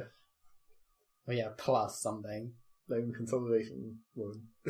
Yeah, talking about equity and some shit. And numbers, because she's a number person. She's like, look at these numbers. I know numbers. And these are good numbers, bitches. Is there a 2 in them? It's not a good number unless there's a 2 in it. I think there might be. Because they don't use precise... That was... I can't remember what it was, where... Oh, it was I was looking at a bottle of shampoo. This is a great story. I was looking at a bottle of shampoo, and it's like... It's that thing where they say, like, up to 90% something. It's like, that basically means nothing. Yeah. It's like any number below 90% and their claim is valid. So 0 and you're still winning. So how much bacteria do you kill? About 2%. So how are we going to market that? Up to 90? 90%. Just under certain circumstances we get 2. Oh, but what happens if you get over 90? Then you're in trouble. Yeah. Oh, then we're doing better than our claim, which is also fine. That's because true. then we can increase our claim later on. Always undersell and over-deliver. New Daz now gets 95% whiteness. Apart from those, like, the antibacterial stuff, floor cleaning products or whatever they get, where they're like, 99.9% of bacteria, it's like, okay, that's probably not actually true. But they probably can't say 100%. Well, they can't say 100% because that literally is never true. Because we don't know of known. It's like 99%. Well, yeah, that's the other thing, when they say known bacteria. Yeah, well, It's like, does that there mean might be some random alien bacteria in here. Does that mean that they know that there's 0.1% of known bacteria they can't fuck up, or that they don't need to? Well, it's a or... percentage thing because the whole idea of it is something I vaguely learned in like food engineering at university. It's like You can never kill 100% of bacteria because there's always like one which has, mutant genes or whatever, where it's super resistant to whatever you're using. Which means that Dettol will slowly get shitter. Yeah. Because these resistant ones will live on. That's the whole issue of cleanliness versus... super cleanliness. Super cleanliness versus your own immune system. Yeah, where it's like if you're actually cleaning everything too much, it's bad for you. I'm sure I had this conversation with regards to parents and their kids who are like, can't let them do that, that's dirty. And it's like, well, they're going to just be hypochondriac, dying people if you keep doing that. Yeah. At least computer games are relatively germ-free. Maybe Although keyboards are really bad for you, aren't they? Maybe you're not a hypochondriac if you're actually... Yeah, that wasn't the word you were looking for. I don't think so. Well, you probably would be because you'd be worried about stuff, but you might actually be fucked. But keyboards are bad for you, aren't they? They acquire more grime. That's the stupid. That's because stuff theory, falls in them. But fortunately, if it falls in them, you're not going to reach it, as we discussed. Yeah. And here comes a shit ton of seagulls for some reason. You can't hear them. Yes, we can. It's just they can't. Yeah. I know on the video. No, that's what I meant. It's like Podcast. Listeners won't be able to hear seagulls. Let's hope not. That was completely pointless. Moving on. That whole conversation was going to be... You see me trying to steer it towards computer games. Yeah, it was a good try. It was fake. Do I need to get Mexican rub out? What for? We've had Mexican today. 10 minutes! We've had Mexican roll. You got actual We had some Mexican food. I had the chimichanga. Chimichanga. Alright, placement. No, that wasn't. That's the name of the dish, not the restaurant. Although it is the name of the restaurant as well. Yeah. Chimichanga. It was okay. It was okay. So qualify your product faces and say it wasn't actually that great. I preferred the chicken and I had the beef. Mistake. So it's all your own fault. Yeah, basically. You got the wrong thing. No, I ordered beef thinking I have something different, but the chicken was better. Have the chicken when you go to Chimichangas. I'll remember that. The chicken. Though I had the beef. Chicken. It was tasty. You had a steak. That's not really the same. No, I meant like the steak fajita / tortilla filling options that you get. Plug. So what will we have been playing for next week? That's the question. Well, we can make you play a lot of games that I've got that you don't have. Like what? Like Blur. Yeah, I could probably play a bit of Blur. Damn right you should. Oh, we haven't mentioned the kind of important news that I got told today, that the Bazaar is splintering into some of their... well, it can't be all of their members because we've heard that some of them have moved Because elsewhere. then it would be a splinter. But, yeah, at least some of the members of Bazaar are forming a new studio with the old guys called Lucid. So they're still alive in some form. That happens all the time, really. Yeah, I know, but we might actually... But, sometimes they often go off in different ways and you never hear from them again. But this is an example of a studio reforming, and it's like, huzzah! Yeah, but this is just... It will be a splinter, and then it'll either manage one game and then disappear, or it'll actually continue. Well, the challenge will be getting a publisher, to be honest. After being dropped, and if you sort of advertise yourself as, we're Bazaar, but we're not Bazaar, then there might be a bit... Yeah, but everyone knows that Activision are bastards and keep dropping people for stupid economic reasons that have nothing to do with how good they are. Yeah, they are being assholes at the moment. Yeah, but so other developers, Division. other publishers might be like, fair enough, Take-Two or EA even, who used to be the enemy, and are now fairly awesome. And they published Brutal Legend and Half-Life. Yeah, you've actually become less evil. And Dead Space. Yeah. Which is great. I mean, it's paid off for them, because the problem with Dead Space was they made a conscious effort to make a good game rather than just pumping out FIFA every year or whatever, which they still do. Oh, and Mirror's Edge. Yeah, and Mirror's Edge, yeah. And the problem was that the original Dead Space and Mirror's Edge did not pay off. However, Dead Space 2 has paid off. Although Mirror's Edge 2 is not happening from what we can tell. Again, because they keep cancelling it over and over. It's interesting, because which is a bit of a shame, because it could have been a concept that could have been refined quite well. Yeah, it could have done the same thing as Dead Space 2, as in be a success the second time round. But if that Battlefield 3 video is not just a cutscene, then there is some gameplay, and it looks like they're stealing the technology from Mirror's Edge. From pointless first-person manoeuvres. Well, it looks like pretty much everyone at DICE is now working on Battlefield 3. And DICE seem to be huge because they've done the multiplayer component of that Medal of Honor game. They do loads of stuff there. Well, DICE are quite old now, aren't they? They've been around for flipping years. Back from their... I'm trying to remember the earliest game we played of theirs. Because they did work on Midtown Madness 3. Did they? Yeah, that was DICE. They had a period of not doing FPS games. That was quite strange, Midtown Madness 3. It was the one with, on the Xbox with Paris, wasn't it? Yes. And it had some of the most annoying voiceover stuff. Yes, the most stereotypical You must pick voices. up my dog and all this. In bad French Paris. accents. Yeah, it was really bad. Get my poodle! Yeah, literally. What was the American city in that? America Town. America Town. Was it Washington? Probably. Yeah. It might have been Washington, actually, yeah. Yeah. And was it... Did they pick somewhere weird in the UK, like York, rather than, London? That was it, wasn't it? Was there a UK location? There was a UK location. I think there was, 3 places in the game, because there was a shitty Cockney accent. It might have been London. No, that was Midtown Madness 2, though, wasn't it? With a shitty Cockney accent. Was it Asia? No, there might have only been 2 and 3. Never mind, doesn't matter, we don't remember. Yeah. Fuck it. Corrections column. No one cares. Yeah. Anyone got anything funny to say in the last 5 minutes? That's always a great question. I think we've already managed quite a lot of funny stuff. But let's not. Let's big up ourselves by saying so. Let's force it out. Go on, yeah. Be funny. Clench. Focus. Moons! Give me strength! Unfortunately, we only have one moon, so that you're not going to be able to get anything. Well, I've got 2 sort of glows, except one of them. One of them's off, so you're not even that's not going to work. No. Moon lighting arrangement. Give me strength. IKEA. Light bulbs, give me strength. IKEA, give me discounts. Give me cheap Swedish furniture. And then they did. And then I'll throw it at people. That'll be my special move. You should do that. They could do that. They could make a retarded RPG where all the characters are mysterious pop culture references. So there'll be like IKEA man that just summons furniture out of the air that lands on people. Well, this sounds like a product placement game, so you make it with the Doritos series. Yeah. So you got Doritos guy. That game looked quite good, that jumpy. Crash Course, Yeah. It's okay.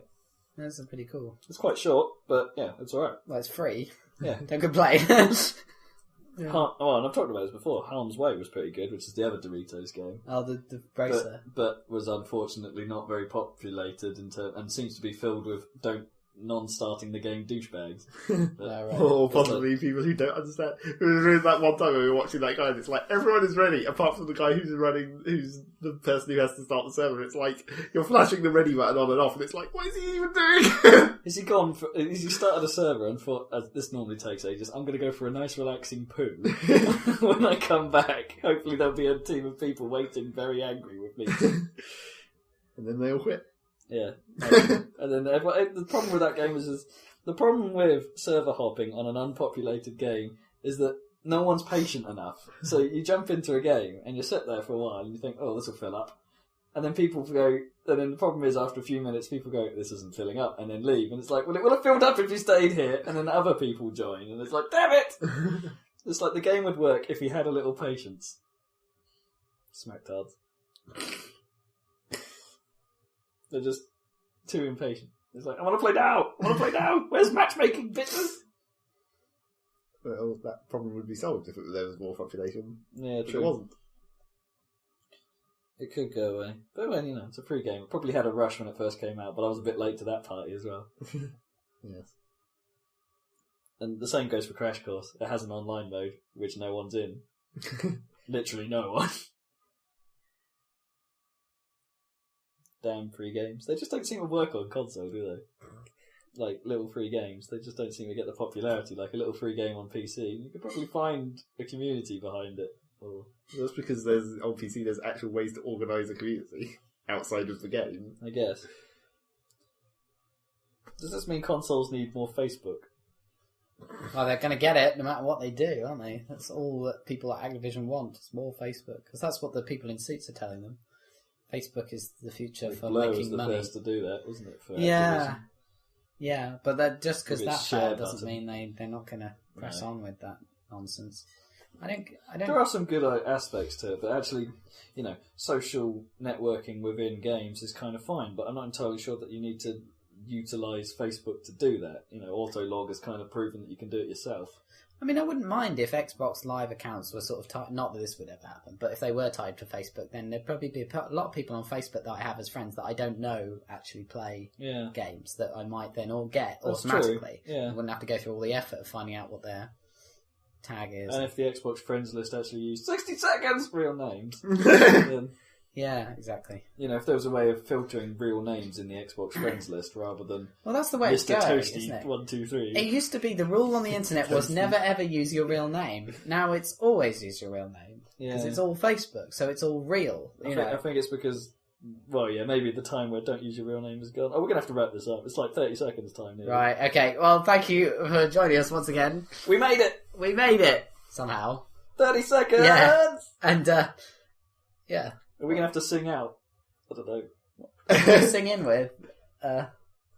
Cheese. Some kind of cheese. We've got provolone. Provolone. Zach fails completely. I ruined it. Completely ruins it. Provolone. Saladcast. Saladcast. Saladcast. Saladcast. Join us again next time. Goodbye. Ciao. That was a good